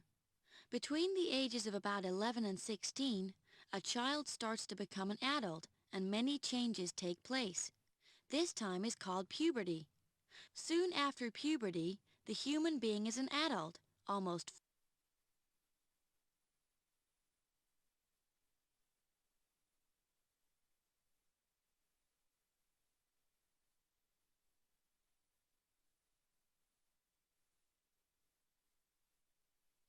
Have you ever seen a shark's teeth? A great white shark has row after row of razor-sharp teeth to catch its prey. We only have 2 sets of teeth to last a lifetime, but a shark constantly grows new teeth and may have had as many as 20,000 teeth during.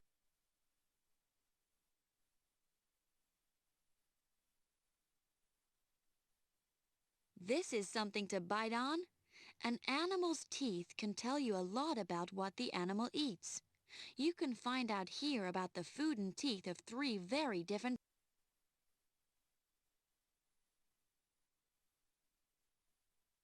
Goats are herbivorous, which means that their diet is made up mostly of plants. They don't have canine teeth, unlike lions or humans, because they do not need to tear into meat. Goats eat mainly grass, which they cut with flat, sharp teeth called incisors that are shaped like chisels. A goat grinds the grass at the back of its mouth with large, flat teeth called molars and premolars.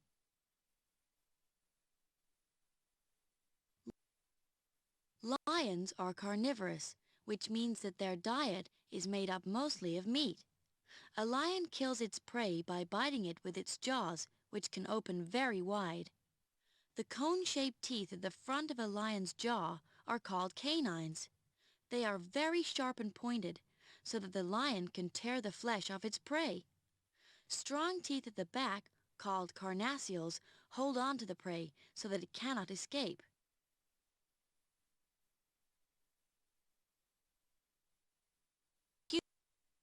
Human beings are omnivorous, which means that we eat both meat and plants. We do not need to kill our prey with our jaws, so they are not as strong as a lion's and do not open as wide. We have sharp canine teeth, like a lion's but a lot smaller. And just like a goat, we have incisor teeth for cutting up vegetables, and molars and premolars for chewing.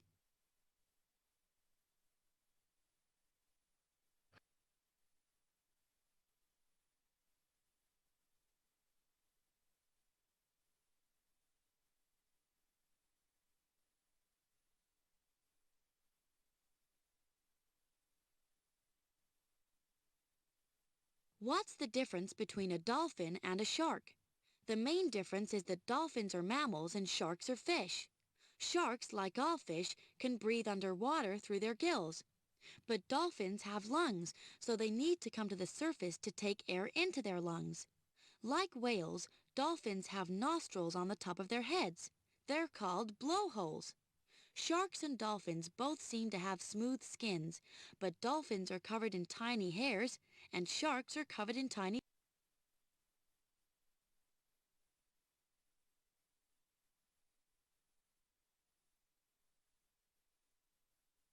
Here's a checklist of things that help us tell which animals are mammals. Let's see. Mammals are warm-blooded. They give birth to live young. They have hair or fur. They feed their young milk. And they use lungs for breathing. Got that? Can you help me spot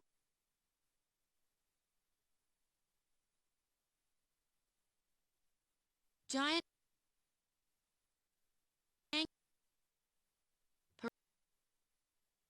poison dart orang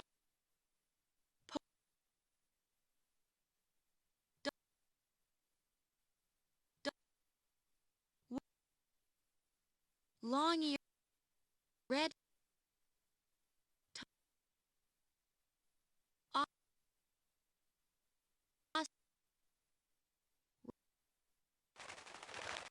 brains, quiet good looks. I'm impressed.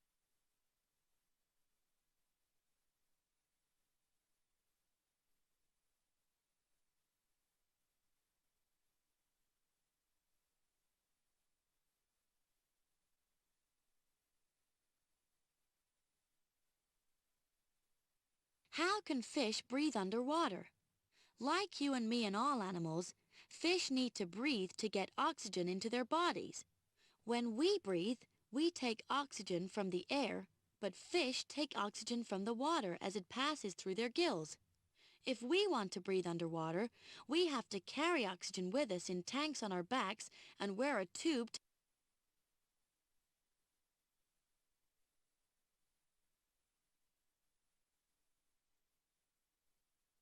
in the swim slim? Do you really know what a fish is? I've made a checklist to help you out. All fish are cold-blooded, live underwater, are streamlined, are covered in scales, have fins to help them swim, and breathe through their gills. Phew! Ready to help me catch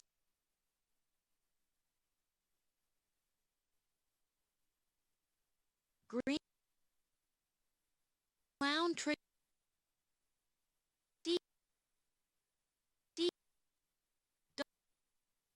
boa rain Nile croc elect John great white thornback. Wow, hey, take it away. This is easy for you, isn't it?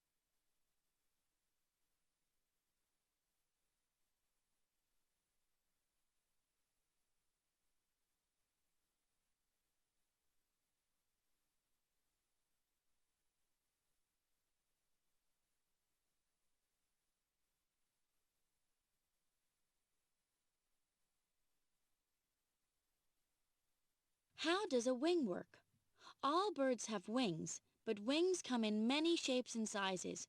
Wings are like very light, flexible flippers that birds use to catch the air and push it downward.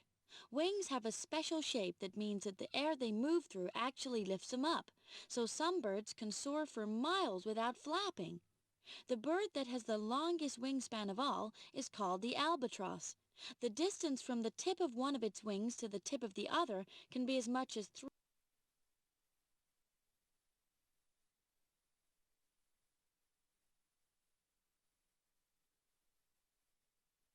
Feeling clever, Feather?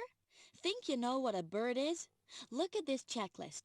All birds are warm-blooded, have feathers, wings, and beaks, don't have teeth, and lay eggs with hard shells. Ready to go, bird.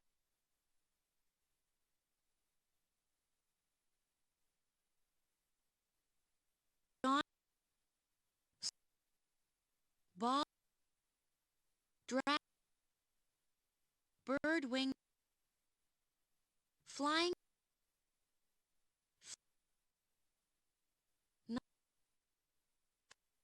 long,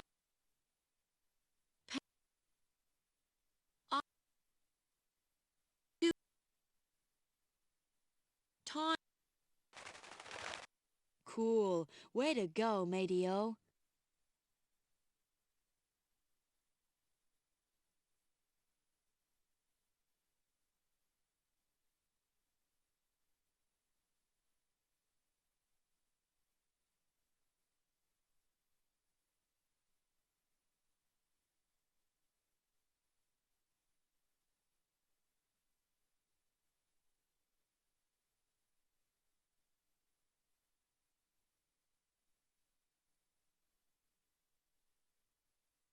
Do you know where to find a dragon? Komodo dragons live on the island of Komodo in Indonesia. In fact, they are not real dragons, but reptiles, the biggest lizards on Earth.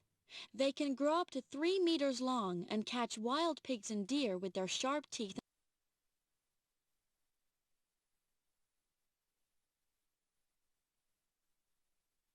Reptiles are all scales and tails. Here's a checklist of what makes a reptile a reptile. Let's see. They are all cold-blooded and all have scaly skin, and most of them live on land, lay eggs with soft, leathery shells, and breathe using lungs. Cool. Ready to round up?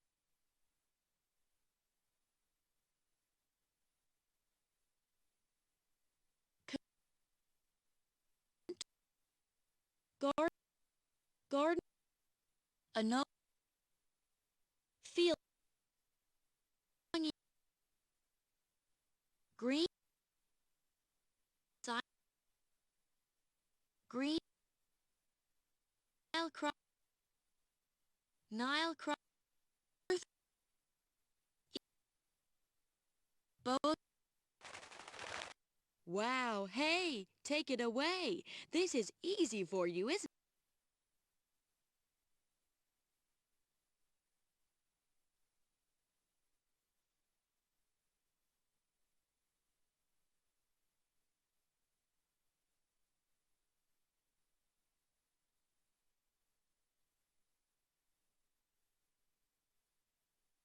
Why don't animals eat toads? Many toads are poisonous. They keep their poison in glands just behind their eyes. When an inquisitive animal tries to bite the toad, it squirts a liquid with a foul taste into the animal's mouth. The animal drops the toad immediately and won't try eating.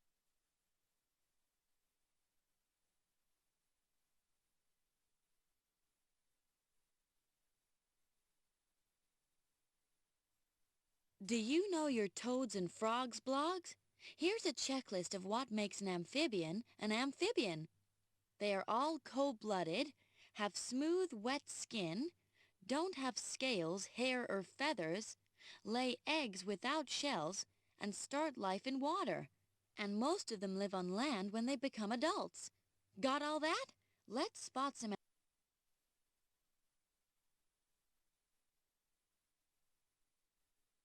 poison dart, Asian horn, cal, boa, boa, boa, fe, da- da- garden, fire, yellow,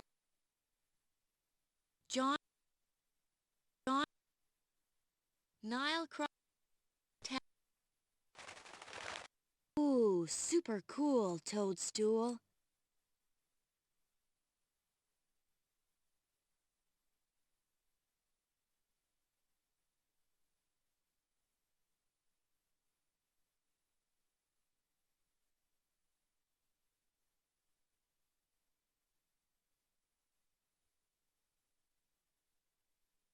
How does an insect see? Most insects have several eyes. Some wasps, for example, have 5 eyes. 3 of them are very simple and can only see the difference between light and dark. But wasps also have 2 compound eyes, which are good at seeing fast-moving objects. These eyes are covered with hundreds of 6-sided lenses. No one knows for sure, but wasps probably see the world through these eyes as a colorful,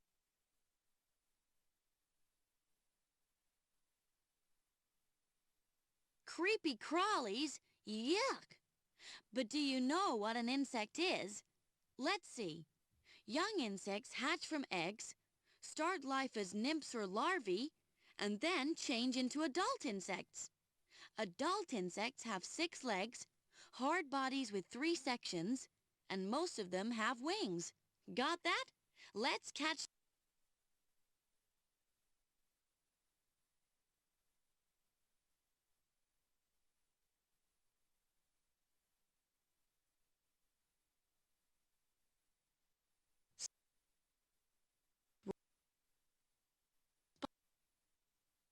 garden, wor- blue, bird wing, cat, John, tag, rag,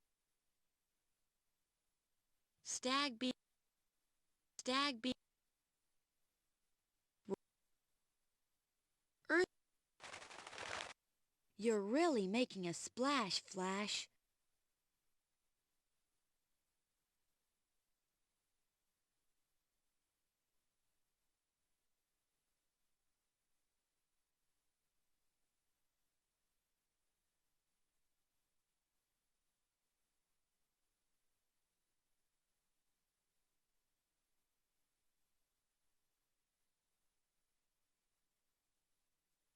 How many bones make up a backbone?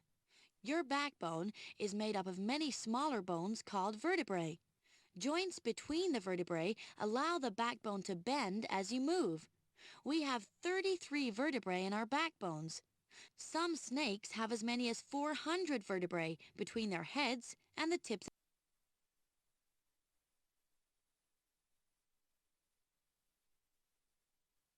Got a spine, porcupine? Believe it or not, the most important question you can ask an animal is, do you have a backbone? Let's see. Mammals, birds, fish, reptiles, and amphibians all do have backbones. And everything else doesn't. Ready for some spine spotting?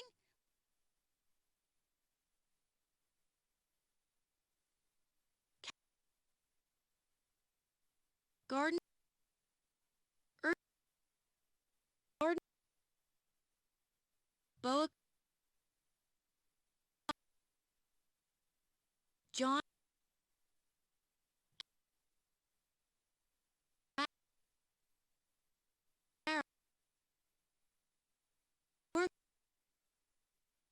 stick,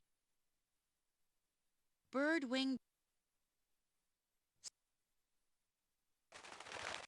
Wow, hey, take it away. This is easy for you, isn't it?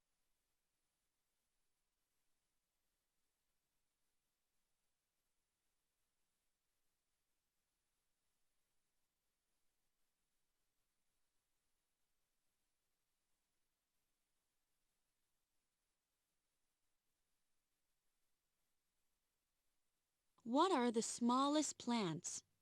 Algae are plants, and like other plants, they use sunlight to make food. Some types of alga plants, such as giant kelp seaweed, can be more than 100 meters long. But other types of alga plant are so small that you need a microscope to see them. You can only see these tiny plants with your bare eyes when thousands or millions of them clump together in ponds, rivers, or...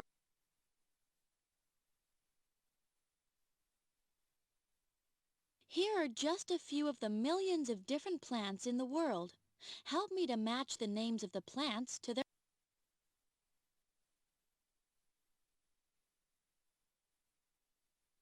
Sun...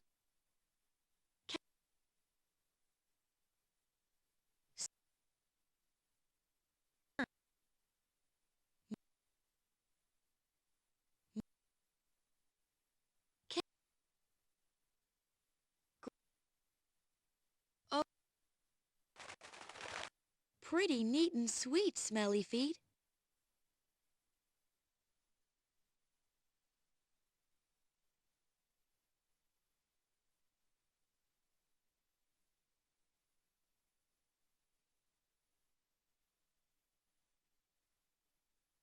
Did you know that plants help us to breathe? Most plants use leaves to trap energy from the sun. As they do this, they take a gas called carbon dioxide from the air. It comes in through tiny holes in the leaf, and at the same time, a gas called oxygen comes out.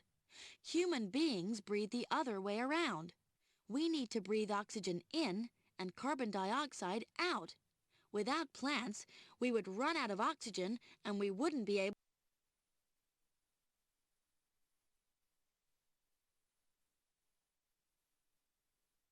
Plants have lots of different parts, and they all do different jobs.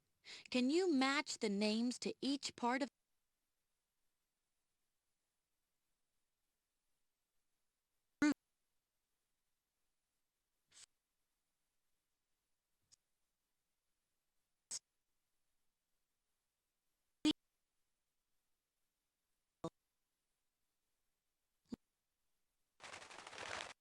Ooh, super cool, toadstool.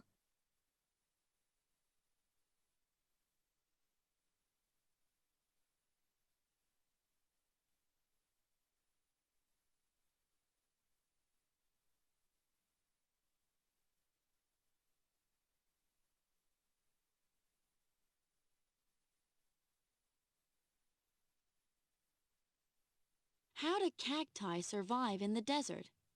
In a dry, hot desert, there is lots of sunlight, but very little water. Many plants have thin stems and large, flat leaves. A plant like this would die because its large leaves would lose water very quickly. But cacti have thick, fleshy stems where they can store water. And, instead of leaves, many cacti have sharp spines to protect them against.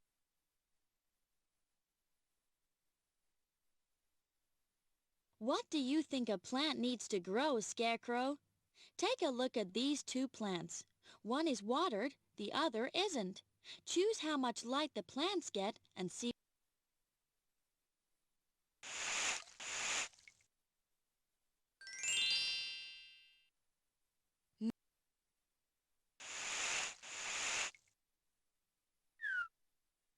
And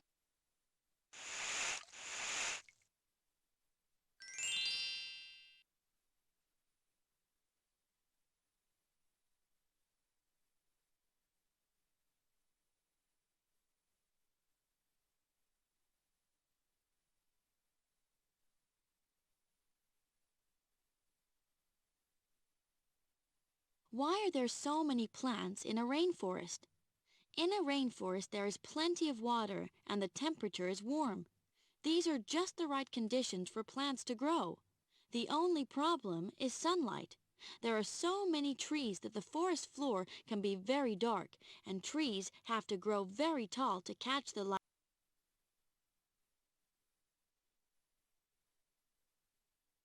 Here are two seeds, one in soil and one in cotton. Find out what happens when you try to grow them in three very different.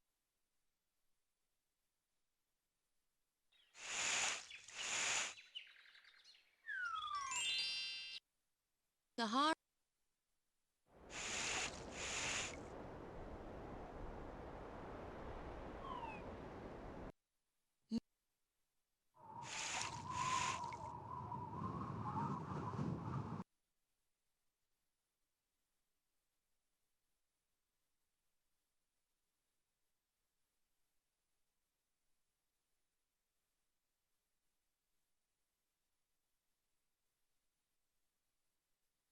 What is the world's largest flower?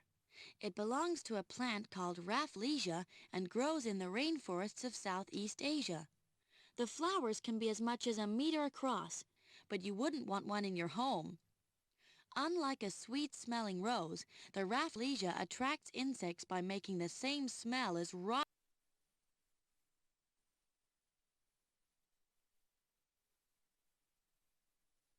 Got the power flower? Of course, not all plants have flowers, you know. Can you help me sort these plants into ones that do have flowers and ones?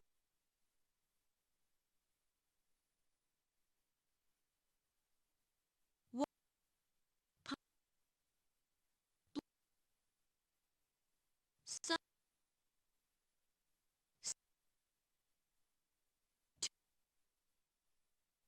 cherry, tomato,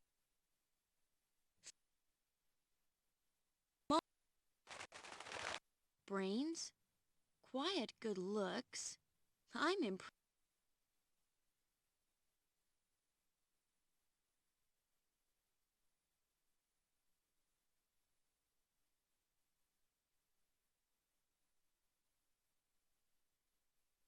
Do you know that the fruits and vegetables we eat today are very different from wild plants? Over thousands of years, we have carefully bred them to be bigger and juicier. Wild tomatoes, for example, are tiny, only the size of grapes. Even though they are much smaller than normal tomatoes, they have a much stronger taste. The carrots we eat are thick and orange-colored, but wild carrots are very thin and have almost no. You like to sort sport? Here are lots of fruits and vegetables. Use the questions in the key to sort them into different.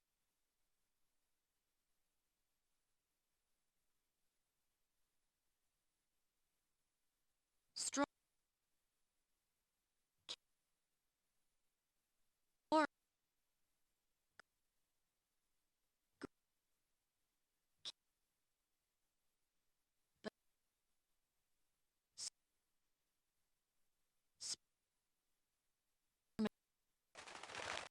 prime, sublime, and right on time.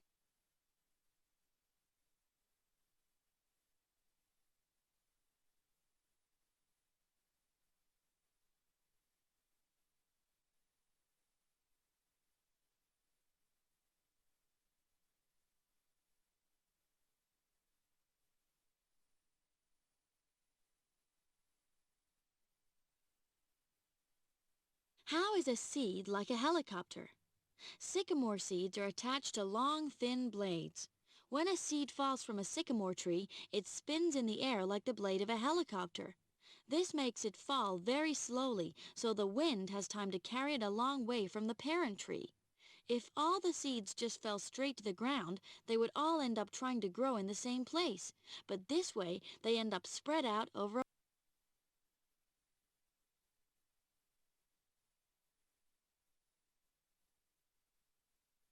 Ever wondered how plants make other plants?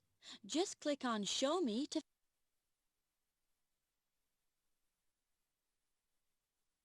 Most plants grow from seeds or fruits, which are produced from flowers. For a flower to produce a seed or a fruit, a powder called pollen must be transferred from one flower to another. Inside the petals of a flower are structures called stamens and carpels. Pollen is produced at the top of the stamen, which is the male part of the flower. Making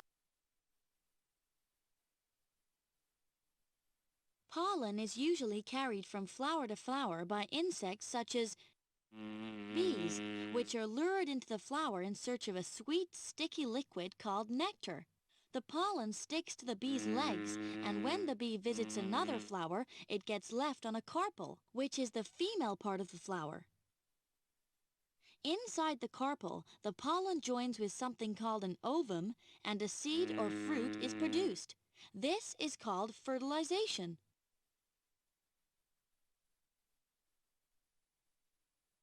Making a new seeds can travel far from their parent plant, often being carried by the wind or by birds or animals.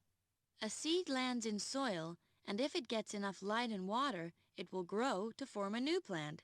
And when the new plant has a flower, it is ready to make even more plants.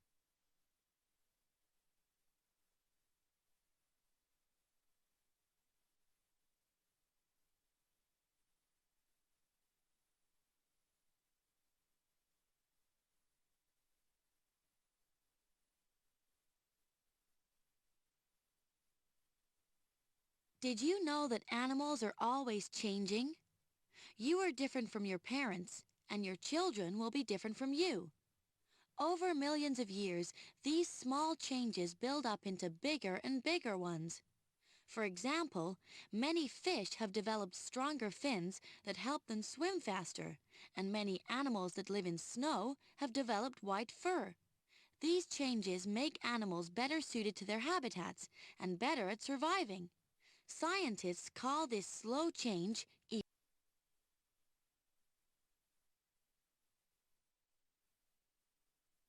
Here are 8 very different places for an animal to live. Can you help me to match each animal with garden, ball, ball, well, rain, gir, gir, po- Wow, hey, take it away. This is easy for you, isn't it?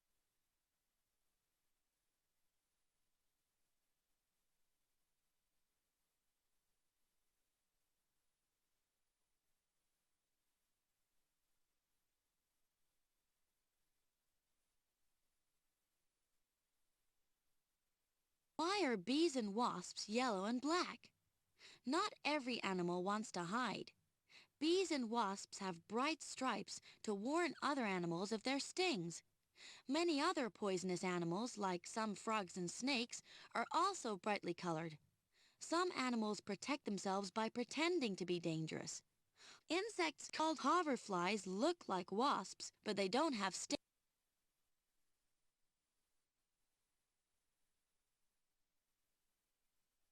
Now you see them, now you don't. Some animals have the same colors or patterns as the places they live. This makes it easy for them to hide from other animals. Match these animals to where they.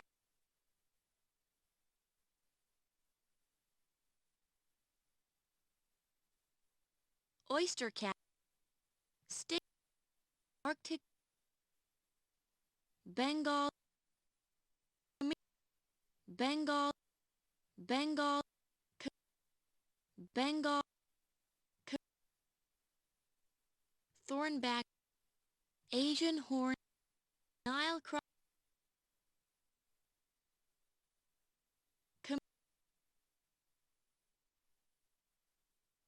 Asian horn. Splendid job, Corncob.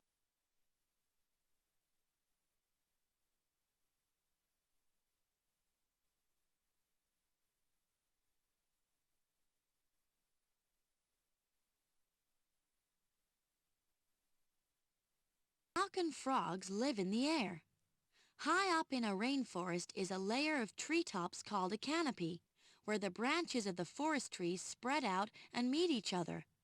The leaves in the canopy are so thick that hardly any light gets to the ground below. Many animals live in the canopy and find all the food, water, and shelter they need there. Some tree frogs spend their whole lives more than 30 meters above the ground and breed in pools of water trapped by large.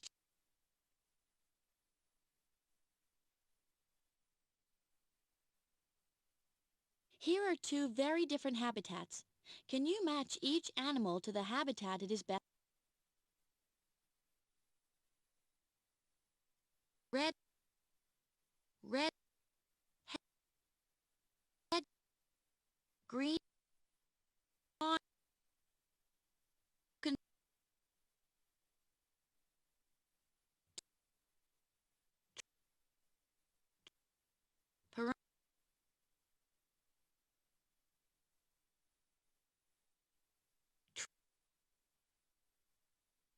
garden, how, how,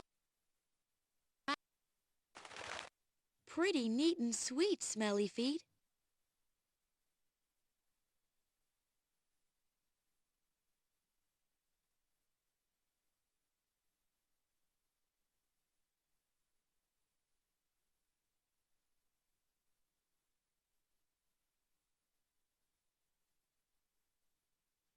Some animals eat plants, and predators eat those animals. But who eats predators? Predators are at the top of the food chain, and while they are alive, no other animals will eat them. But as soon as a predator dies, it becomes food for things right at the bottom of the food chain. The dead animal's flesh will be eaten by other animals, and fungi and tiny bacteria will make it rot. Soon there is nothing left of the predator except for.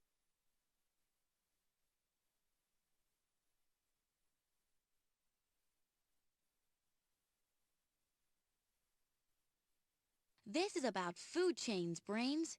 Each chain starts with a plant at the bottom, which is eaten by an animal, which is eaten by another animal at the top.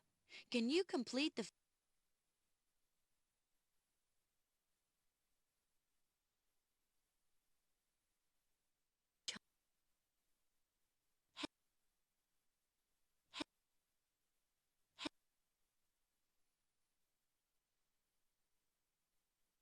dead, dead, sea, rainforest, boa, boa, garden,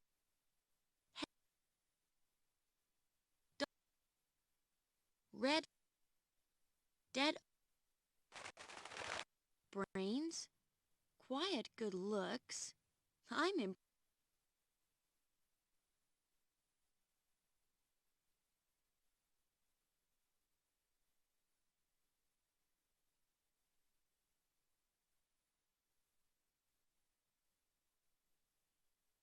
Did you know that you are a part of the biggest food web of all? Think of an animal or a plant that you eat. What other animals eat it? What else do those animals eat? Where do they live? If you keep tracing the food web, eventually you will find that the whole world is connected in one giant food web, and you're. This is a food web, which shows who eats what near my treehouse. It starts with an oak tree. The arrows show where the food energy goes. Can you complete the food web by putting the plants and animals into the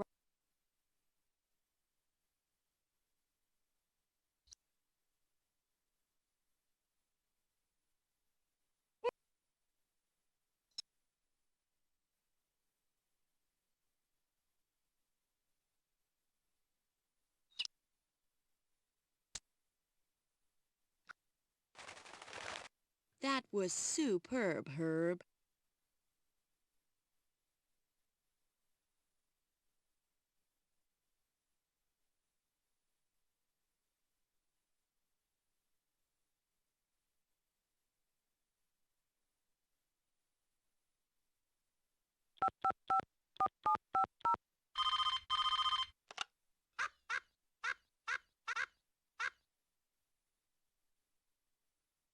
Yes, yes, by all means have a look round first.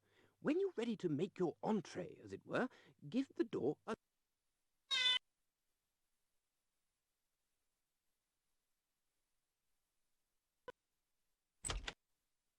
Hello, hello. Do come in, won't you? I'm Aluminum, head chef in charge of important matters. You see, matter is the stuff that everything is made of.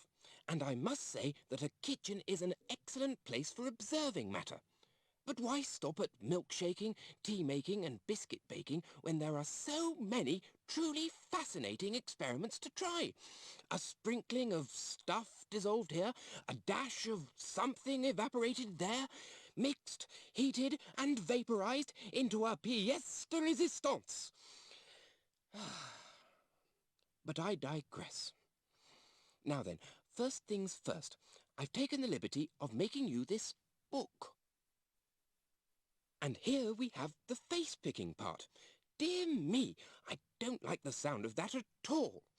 Anyway, if you wish, you may select a picture with which to adorn your book. And when you're ready to play, press start. Here is our extensive menu of delightful activities. You can find out more about each one by pointing to them. Choose whichever 3 intrigue you most, and to start things, cooking, press play. If you'd like me to make your selection, click here.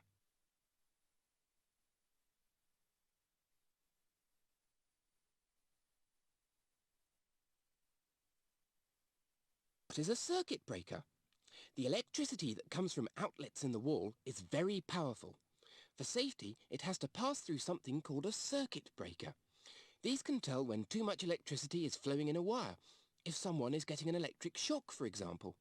If this happens, the circuit breaker immediately stops the electricity flowing. Remember, you should never play...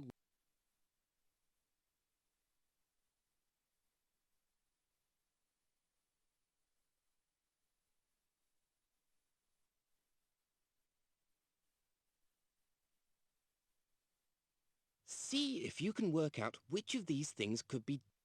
Now then, when you see the parts come past on the conveyor belt, seize them and put them in their proper places on the picture. But I must caution you, keep your eye on the time. Otherwise you may receive a visit from the inelegantly, but rather aptly named Fleabag.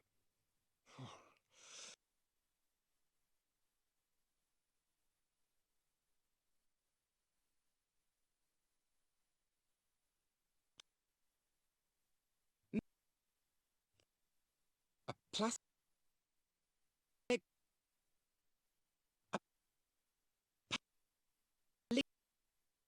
A cleaning...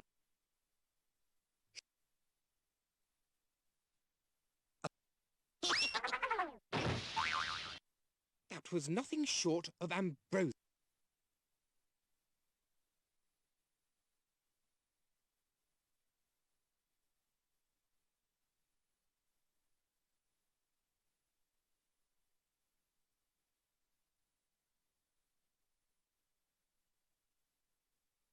Did you know that air is a useful material?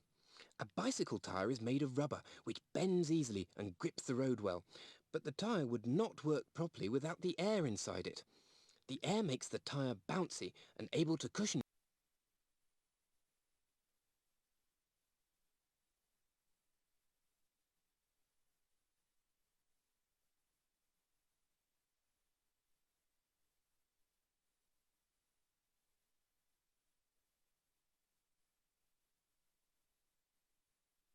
You know what things are made of?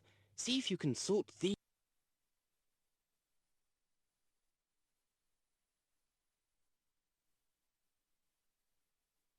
sticks. A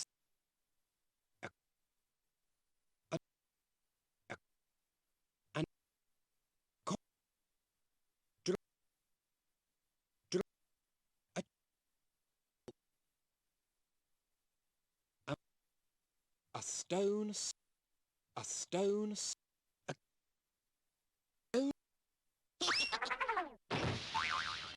Exemplary. Well done.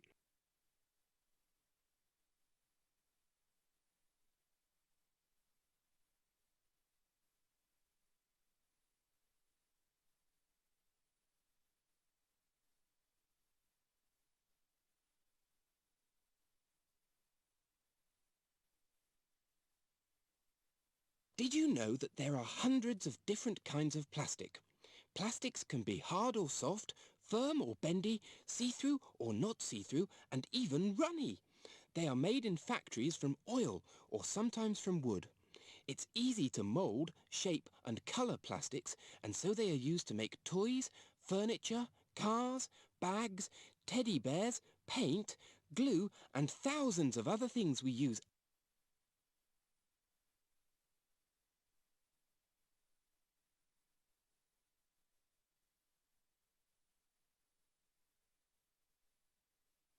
Do you know what things are made of? Decide which material was used to make each of the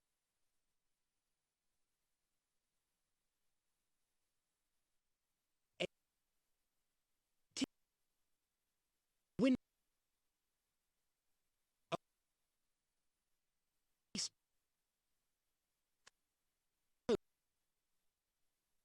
A back, a pen, a...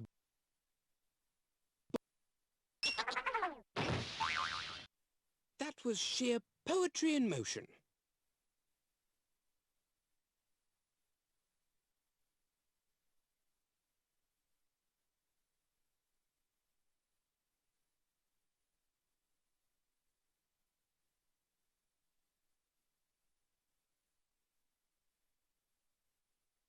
Did you know that when people are thrown through a window pane in a film, the actors don't fall through real glass? They use something that looks the same called sugar glass and has some of the same properties as glass itself. Sugar glass breaks in a similar way to real glass, but it's softer and doesn't have dangerous sharp edges, so it's...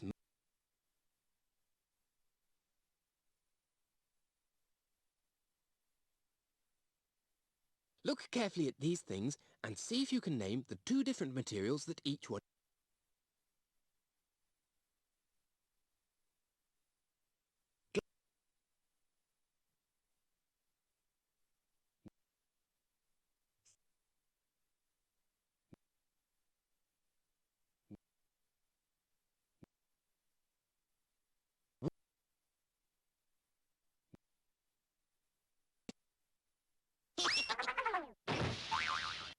A truly laudable effort.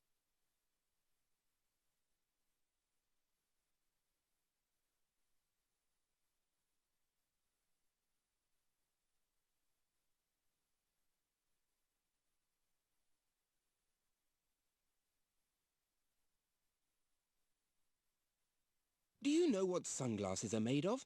The lenses need to be see-through and tinted, so they are usually made of glass or hard plastic. Plastic lenses are lighter and harder to break, but they get scratched more easily than glass lenses. The frames need to be strong but able to bend, so they're made from plastic.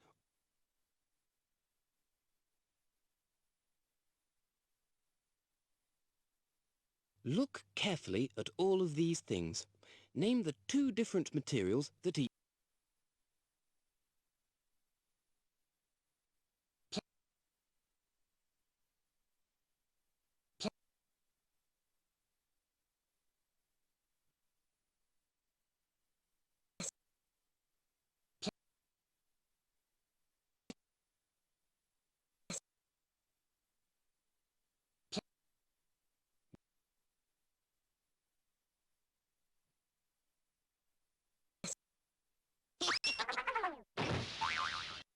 Tip-top and top-notch.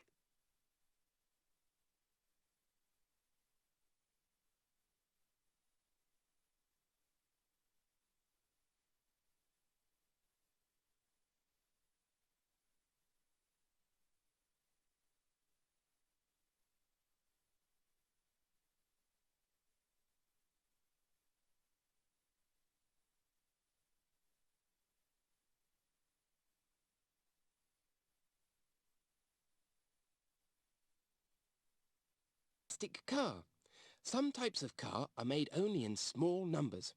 Making a body out of metal requires very expensive machines. It's often easier to make bodies out of a type of plastic called fiberglass. Fiberglass can be shaped without expense.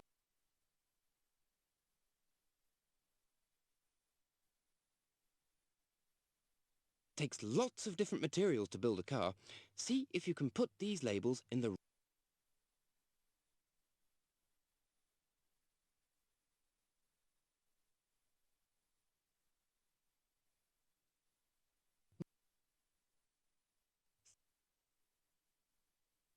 pla- pla-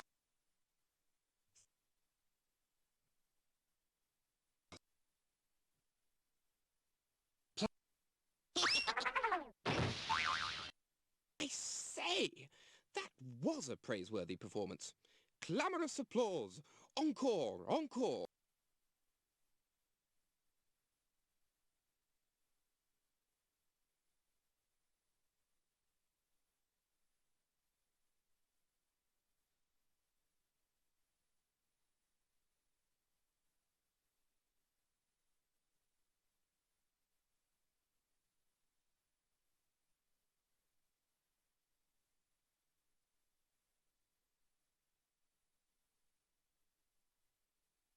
What is a spacesuit made of? The materials have to be chosen very carefully. If the suit is not very strong, it could explode in space. The astronaut must be able to see through the helmet, so it must be made from a tough, clear material. If air leaks out of the suit, the astronaut may die, so the material must be completely leak-proof. In fact, spacesuits are made from lots of different materials, including special types of plastic, fabric.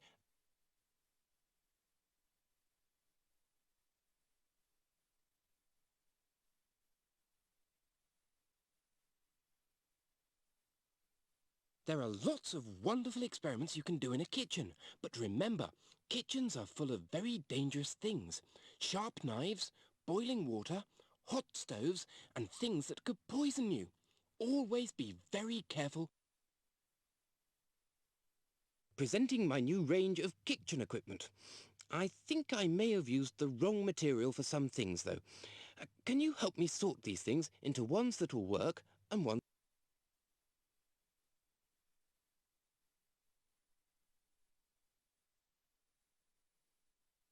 A fabric chef, a paper, a concrete chef, a a plastic foam, a wooden, gold, a paper, wooden, a wooden, a fabric fruit, a plastic, a metal. Ah, excellent. Most adroitly accomplished.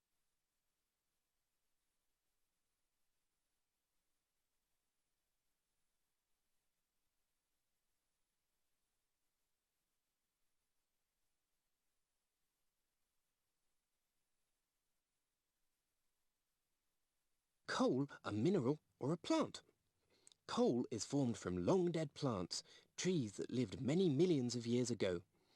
Over time, the trees became buried under many layers of mud and rock. The rock squeezed and crushed the trees until they turned into rock-like coal.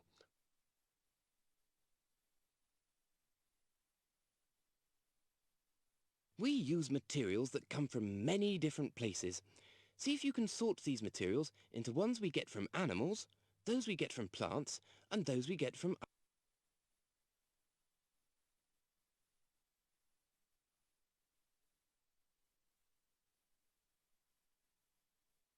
sticks, plank, a ball, ball, leg, a cl-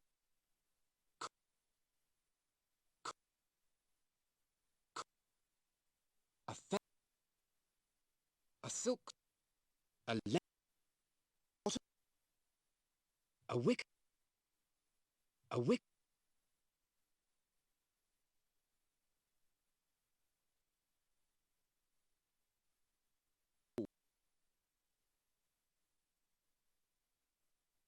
silk, a sheet. There now, you mustn't mind Flea.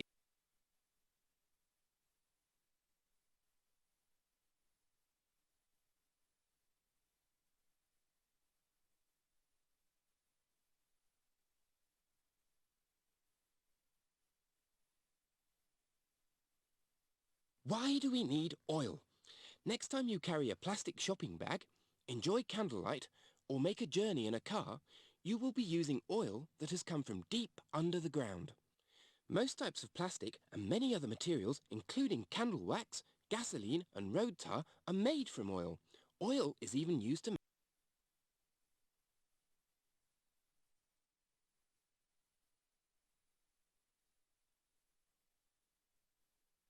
Here's your chance to show what you know about wood, rubber, wool and glass. Decide where they come from and what they are used.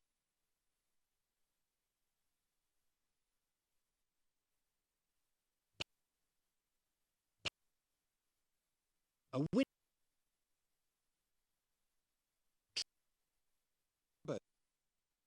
rubber,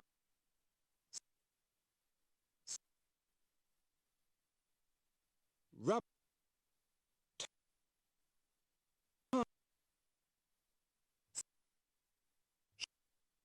a window, a window, window, rubber, rubber, rubber.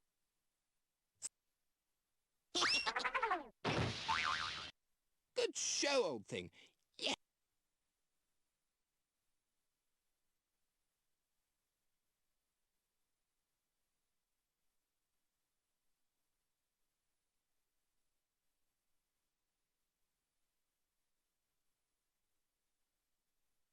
Did you know that steel is not really a true metal? We often call it a metal, but in fact it is an alloy. An alloy is a metal combined with one or more other materials, which can be metals or non-metals. Steel is made of iron, a metal, and carbon, a non-metal. Another alloy is bronze, which is a combination of two metals, copper.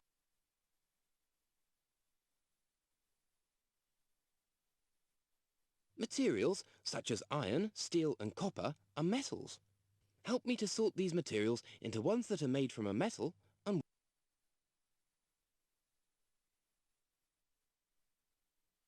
a gold, a wool, a wood, a steel, a glass, a silver, aluminum, a brass, a carbon fiber, an iron.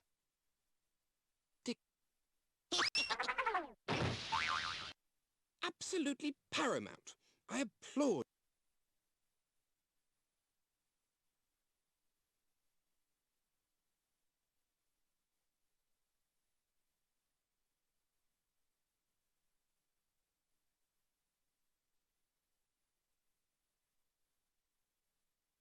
How does wax make cotton waterproof? Some jackets have a coating of wax which makes them waterproof. Usually water soaks into cotton easily, but when water touches a waxy surface, it bunches into droplets. These are too big to pass through the material of the jacket and instead run off it.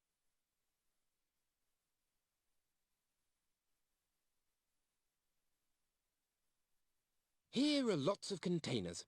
Some of them are rigid. That means they're stiff. Others are flexible. That means they're bendy. Some can also hold water and some others can't. Can you help me to...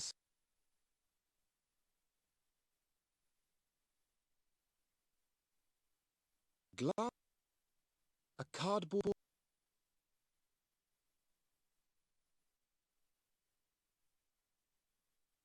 a cardboard, a wick, a metal, a plastic, metal, a tin, and a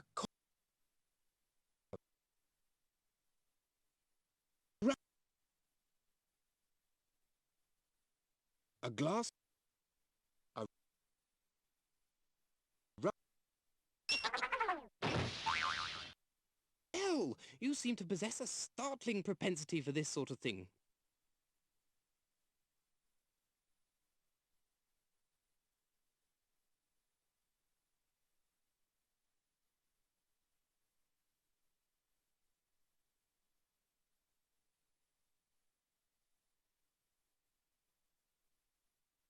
How can liquid water float in the air? When it's in a cloud. Clouds are like mist or fog made up of millions of tiny droplets of liquid water. These droplets are in a mixture with the air, which is made up of several different gases.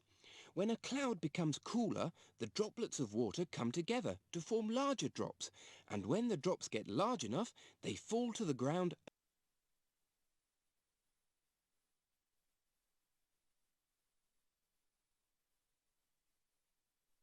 Decide whether each of these substances is a solid, a liquid,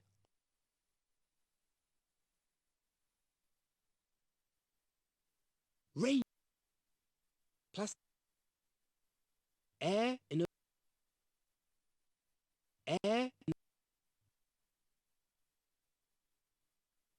a clear steel.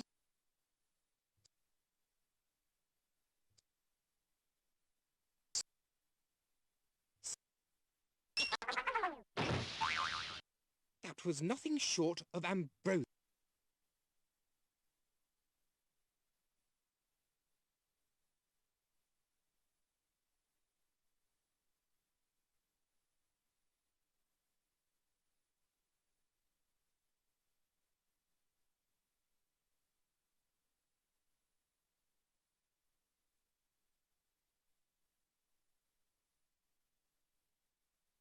Why are sunglasses dark? Sunglasses are semi-transparent. This means that they let through only some light, so that you don't strain your eyes on a bright sunny day. Some materials only let some colours of light through. A stained glass window is semi-transparent.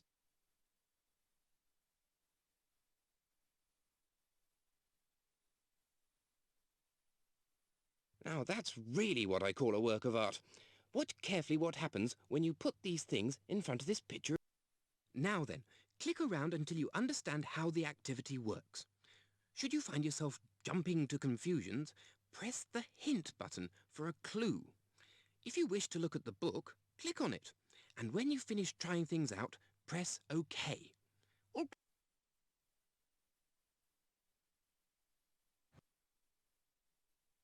A, a glass window with glass, a magnifying, trace, a red, a green, a blue.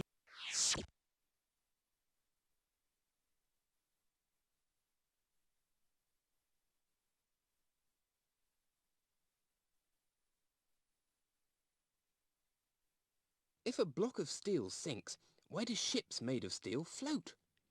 If ships were solid blocks of steel, they would sink. In fact, a ship is hollow inside, filled with air, and so is much lighter than a solid piece of steel with the same shape. When a ship is loaded with cargo, it becomes heavier and floats lower down in the water. If you look at the side of a ship, you'll see a mark called a plimsoll line. This shows how low in the water the ship is floating and whether it can safely set off.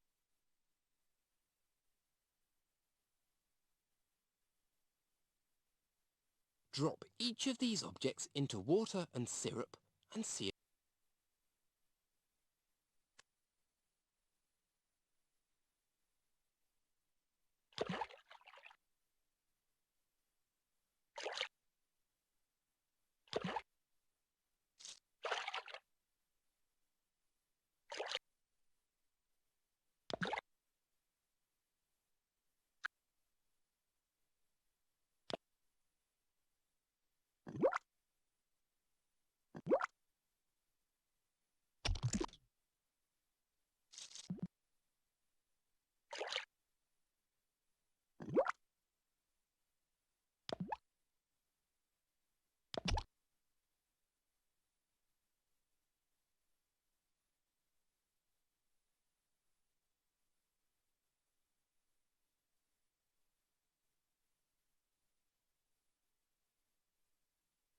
How can you make a racing car out of cloth? The bodies of modern racing cars are made from carbon fibre, which makes them very strong but light. Carbon fibre isn't always strong, however. It's made in the form of floppy sheets, similar to the materials that we use to make clothes. Sheets of carbon fibre are moulded into the shape of the car, then heated in a hot oven. The carbon fibre sets into shape and becomes...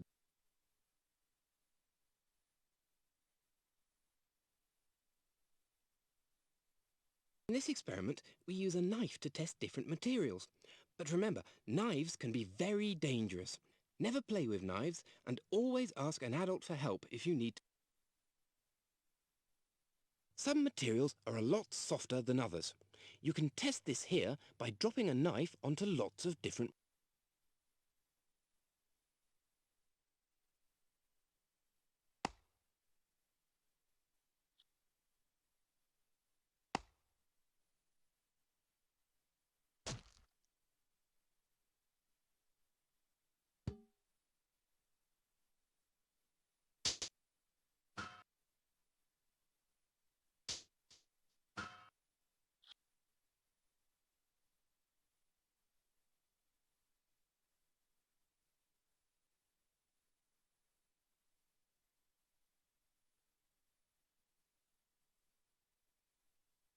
What is the strongest shape?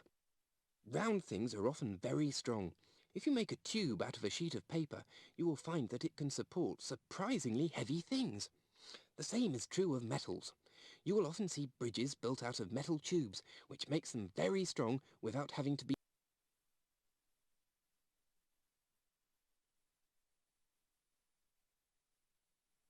See how strong these beams made of different materials are by putting...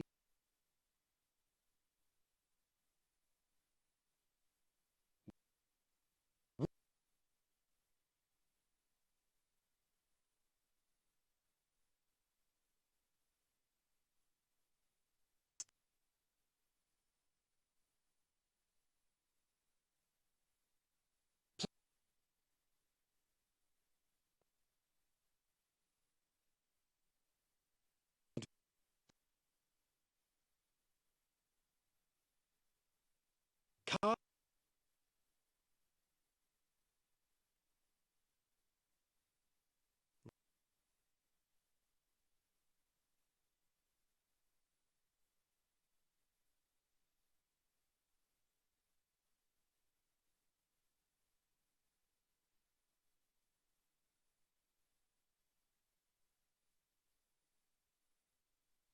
How do you cut diamonds? Diamond is the hardest material there is, and no other material can scratch it. In fact, although it is softer than diamond, you can use steel to cut it. Because diamond is a crystal, you can slice it apart at certain angles. A tough steel blade is used to break apart or cleave the crystal, revealing flat faces that are polished using...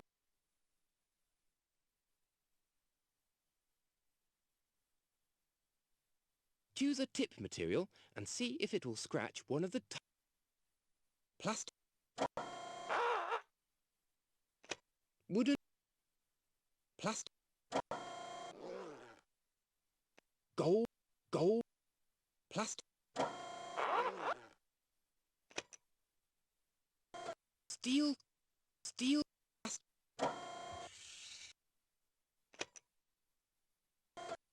marble, plastic,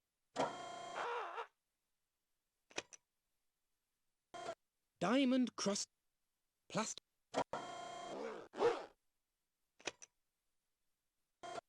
di- marble, di-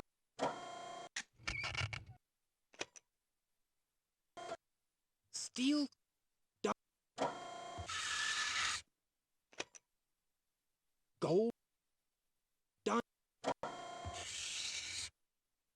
wooden, di- plastic, di-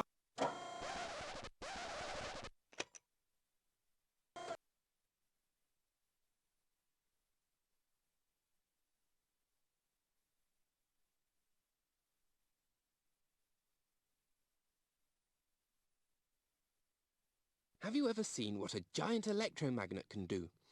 In car scrapyards, people use huge electromagnets on cranes to move the cars. Car bodies are made of steel, so when the electromagnet is turned on, it attracts the cars, lifting them into the air. Once the crane has moved the car to its new spot, the magnet is turned off and the car...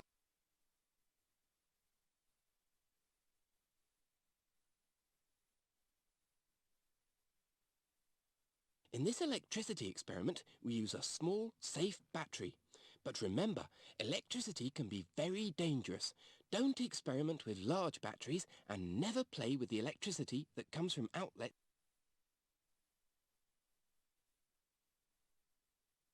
Find out which materials will stick to the magnet and which ones can be made in... Go, go, I, cop, alu,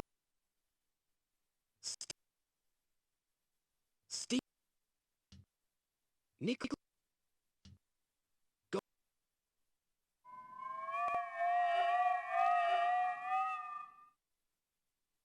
I,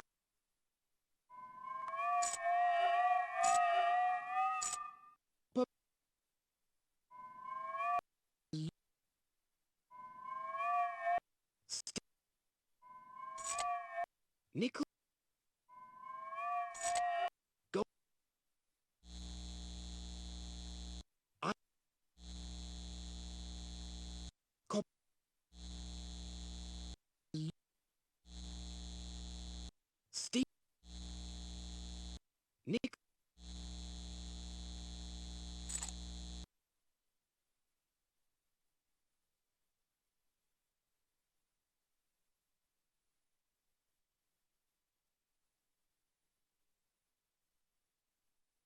What is lightning?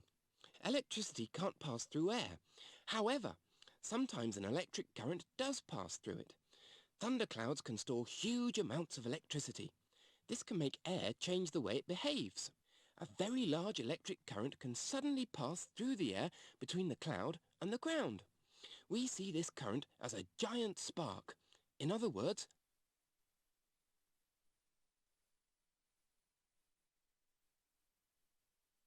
in this electricity experiment, we use a small, safe battery. But remember, electricity can be very dangerous. Don't experiment with large batteries and never play with the electricity that comes from outlets.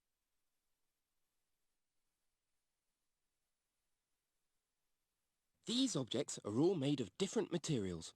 See if they will carry an electric.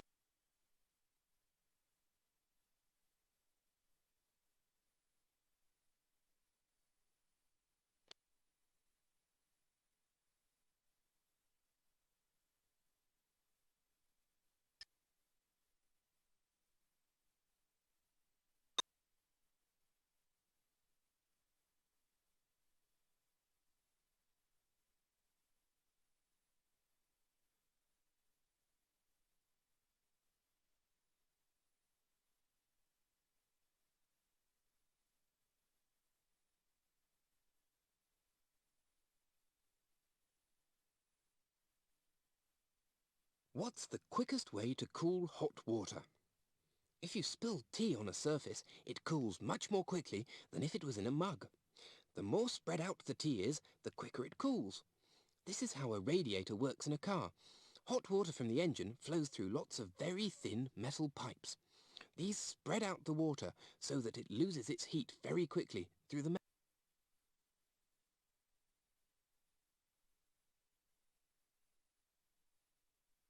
This experiment is about how hot different materials get. But remember, stoves get very hot and can burn you. Never play with them and always be very careful. What's the best material from which to make a frying pan? And what material should you use to hold the pan?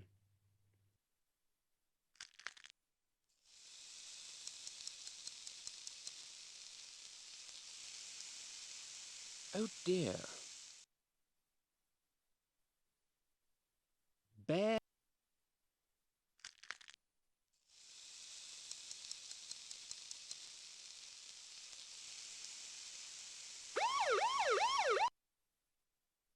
Steel.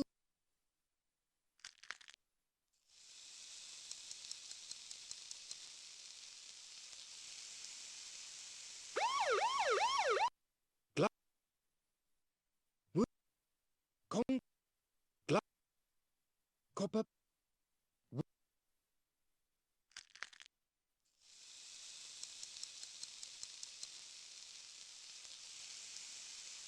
Ouch! Glass.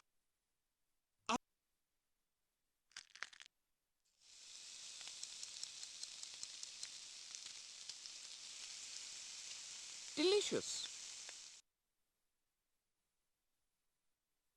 Steel. Wood.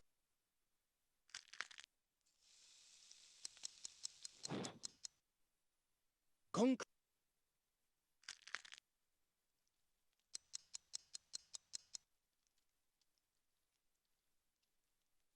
Hmm.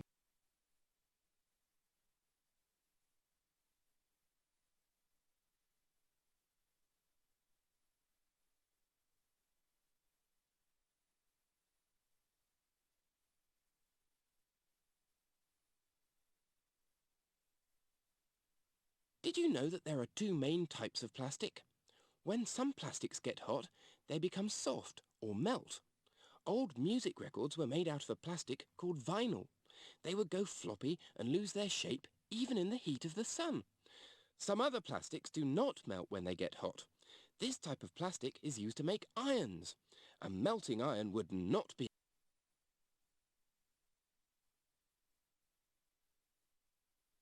In this experiment, we use a super oven to heat things, but remember, stoves get very hot and can burn you. Never play with them and always be very.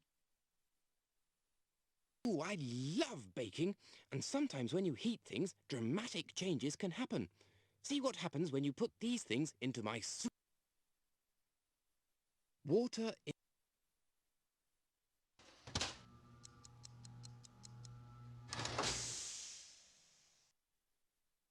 a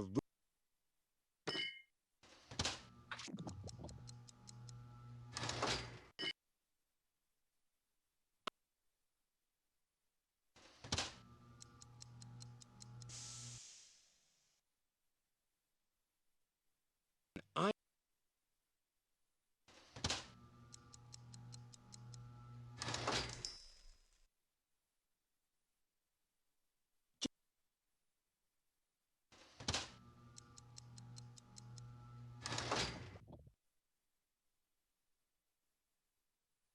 a piece.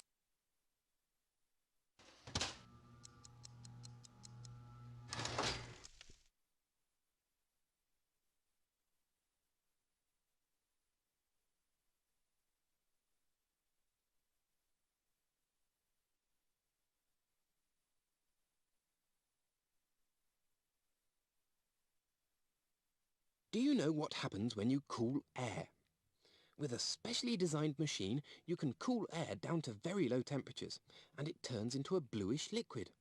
Air is a mixture of gases, and if you cool any gas down to a low enough temperature, it will turn in. Put these things into the supercooler. A plastic bottle.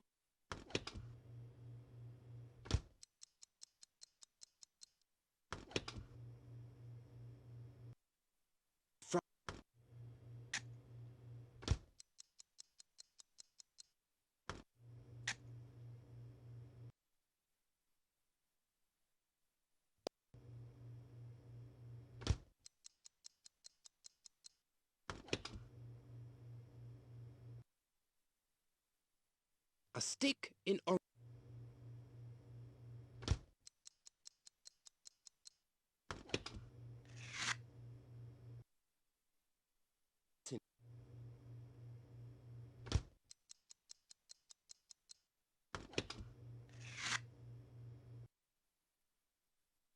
A glass bottle.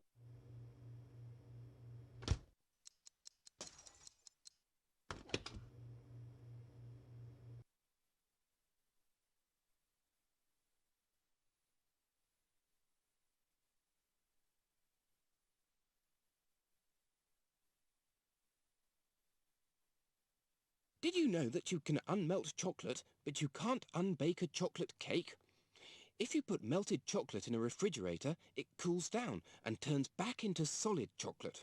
When you bake a chocolate cake, you have to melt the chocolate to mix it with flour and eggs. But when the cake mix gets hot in the oven, it changes forever. If you put a chocolate cake in the refrigerator, you just get a cold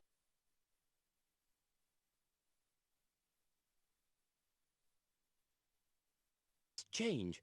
But can everything change back to how it was? Sort these objects into those that you can change back and those melted, melted, a ru- a fra- a bro melted fro.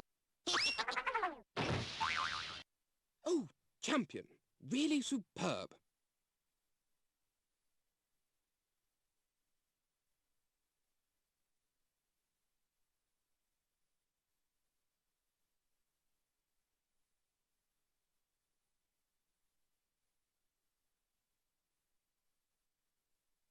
What's the solution to dirty hands? The grease on a dirty pair of hands won't dissolve in ordinary water, but it will dissolve in soapy water. When you rub a bar of soap in water, some of the soap dissolves in the water, making a foamy soap solution. The soap solution dissolves the grease on your hands, and then you can use ordinary water to rinse both the grease and the soap.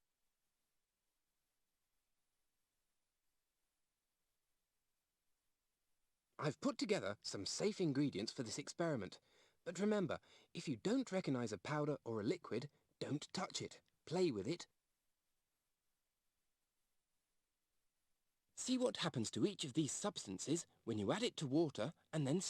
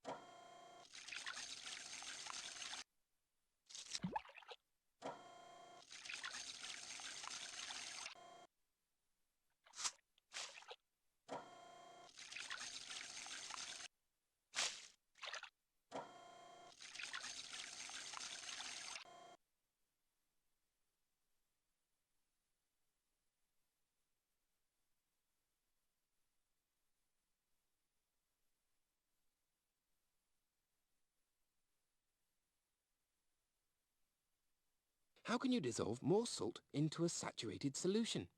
A saturated solution cannot hold any more salt unless you heat it. A larger amount of salt will dissolve into hot water than into...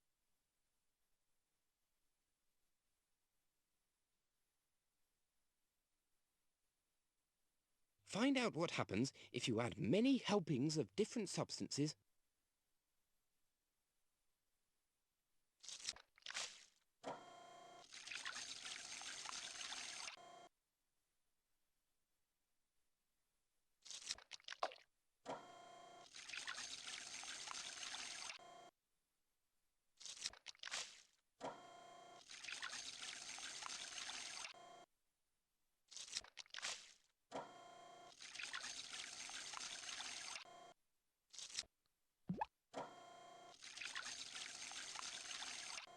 Well, it doesn't look as if any sand at all is going...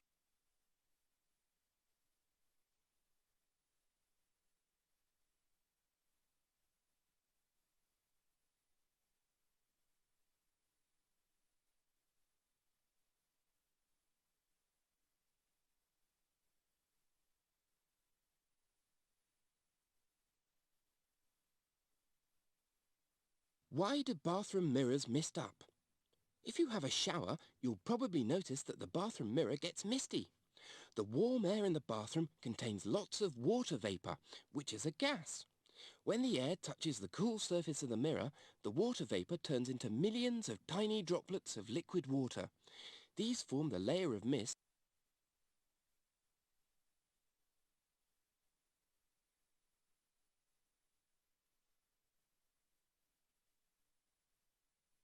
In this experiment, we use a hot plate to heat things. But remember, heat can be very dangerous. Never play with stoves, matches, or fire. If you need to heat something up, ask an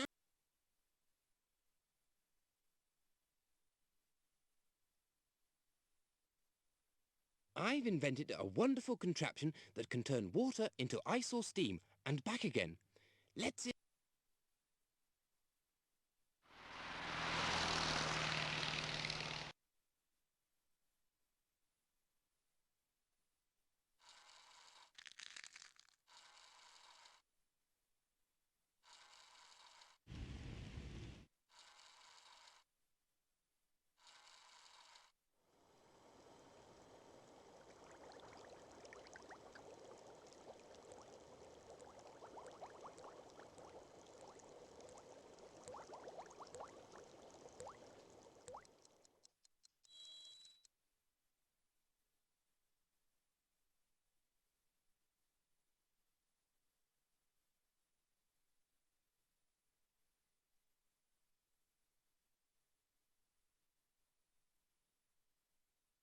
What's sublime about sulfur?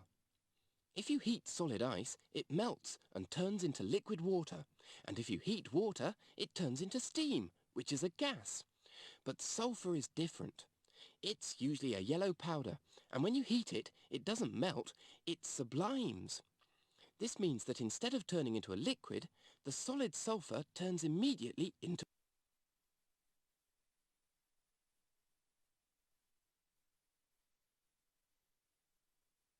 This one is about ice, water and steam.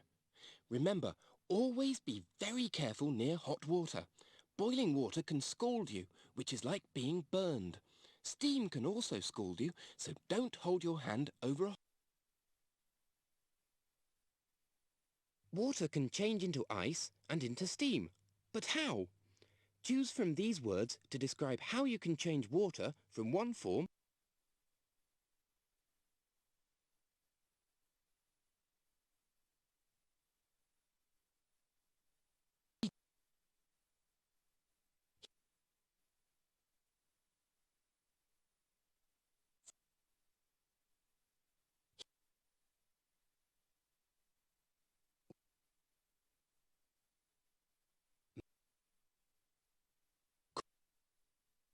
if...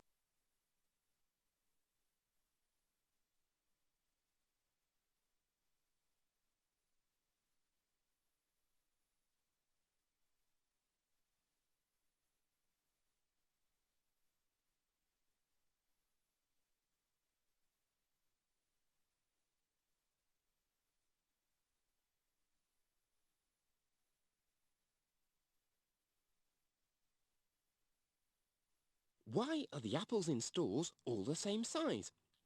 When farmers have picked their apples, they put them through a special sorting machine. First, the apples go into a sieve that traps the apples that are too big to sell. The rest of the apples fall through the holes in the sieve. They pass into a second sieve with smaller holes than the first. Apples that are too small to sell fall through these smaller holes. The apples that are left are just the right size to send.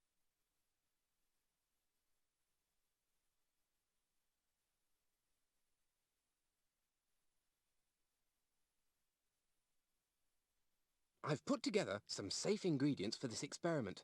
But remember, if you don't recognize a powder or a liquid, don't touch it. Play with it.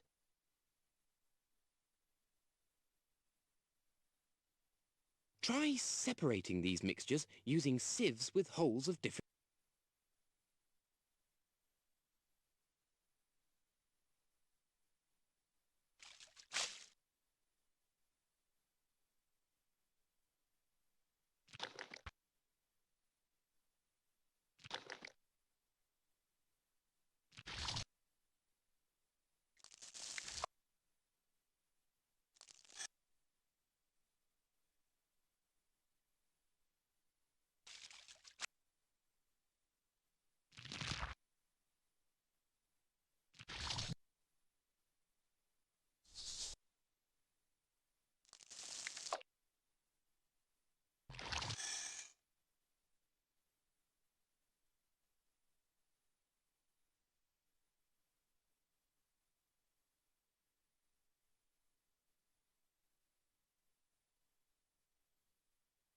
How does a coffee filter work?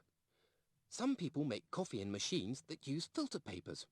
First, coffee beans are ground into a powder called grounds. The grounds are put into a filter paper and hot water is poured on top. The water turns brown as it passes through because substances in the coffee dissolve into it. The grounds themselves do not dissolve and are trapped.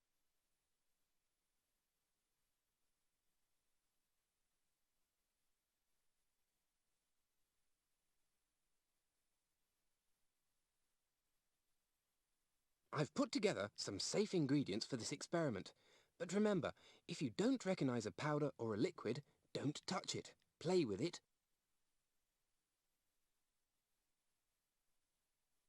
See what happens when you add each of these things to water, then pour the mixture through a piece of...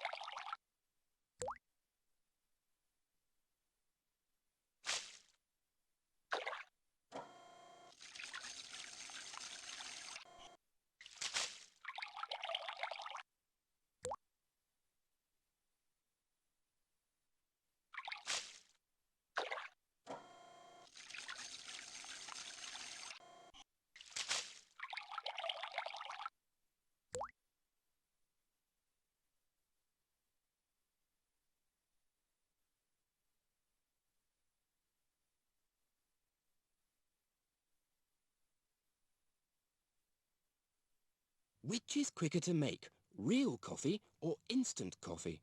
To make real coffee, you have to grind coffee beans, put the ground coffee in a coffee machine, pour hot water over it and wait. But instant coffee is made twice. First, the coffee company mixes ground coffee with hot water to make real coffee. Then they dry the coffee by making the water evaporate away. This leaves a brown powder, which is put into jars and sold as instant coffee, ready to be made into hot.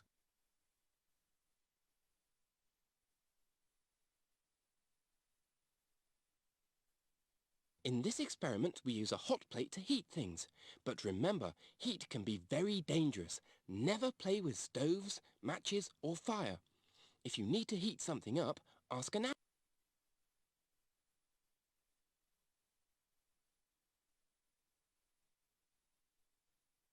See what happens when you leave these mixtures in the open air and on a warm...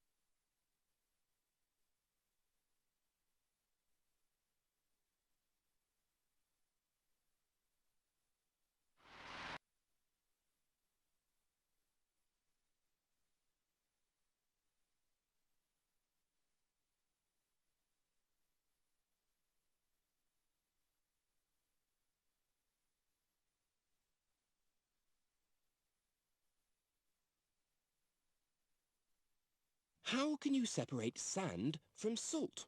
If you have a mixture of sand and salt, here's how you separate them. First, pour the mixture into water and stir. The salt will dissolve in the water, but the sand won't. Then pour the mixture into a filter. The filter will trap the sand, but the salty water will go through. Then all you have to do is wait. If you leave the salty water in a bowl, the water will evaporate, and a few days later you'll be left with a bowl of salt.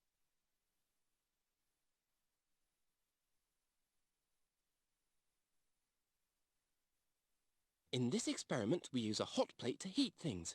But remember, heat can be very dangerous. Never play with stoves, matches, or fire. If you need to heat something up, ask an adult. Find the best way to separate each of these mixtures. Salt and jelly. Chalk. Salt. Sugar. And sand. Salt and jelly. Chalk. Salt. Sugar. Sand. Sand. Salt and jelly.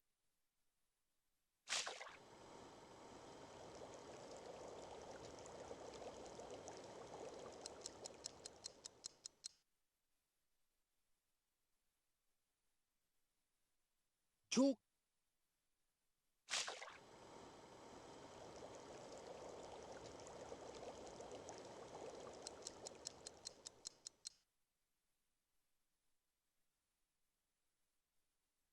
Salt.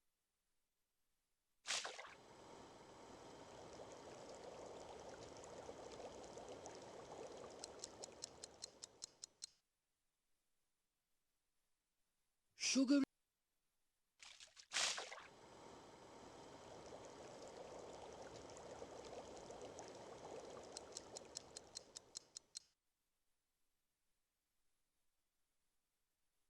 Sand.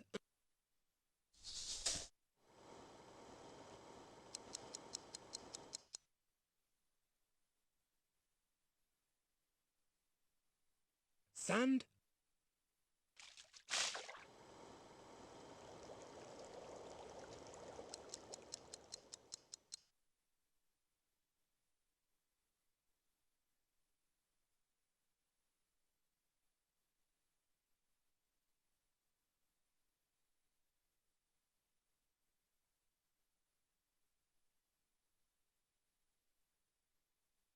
How do magnets help with recycling?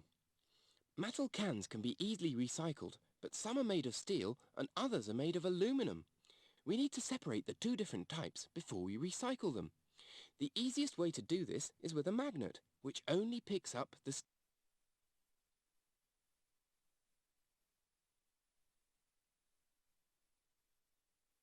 In this experiment, we use a blue liquid called copper sulfate, which is poisonous.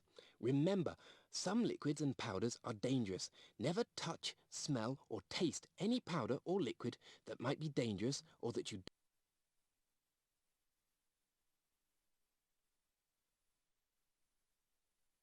See what happens when you dip the magnet into these different...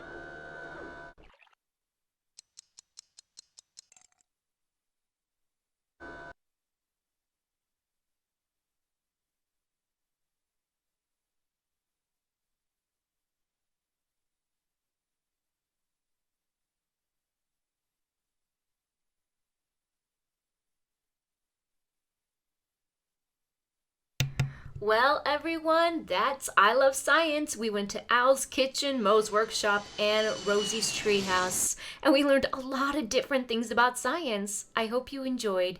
Give this video a thumbs up if you did. Leave a comment down below. Which place did you enjoy? Did you enjoy Al's, Moe's, or Rosie's lessons? I'd love to know. And of course, subscribe for more nostalgic gaming. Don't forget the playlist in the description box to see all the other DK games on my channel. More to come. Remember, you are special and loved. You are never alone, and you're always welcome to come back and hang out anytime. Until the next video, God bless. I'll see y'all later. Bye-bye, everyone.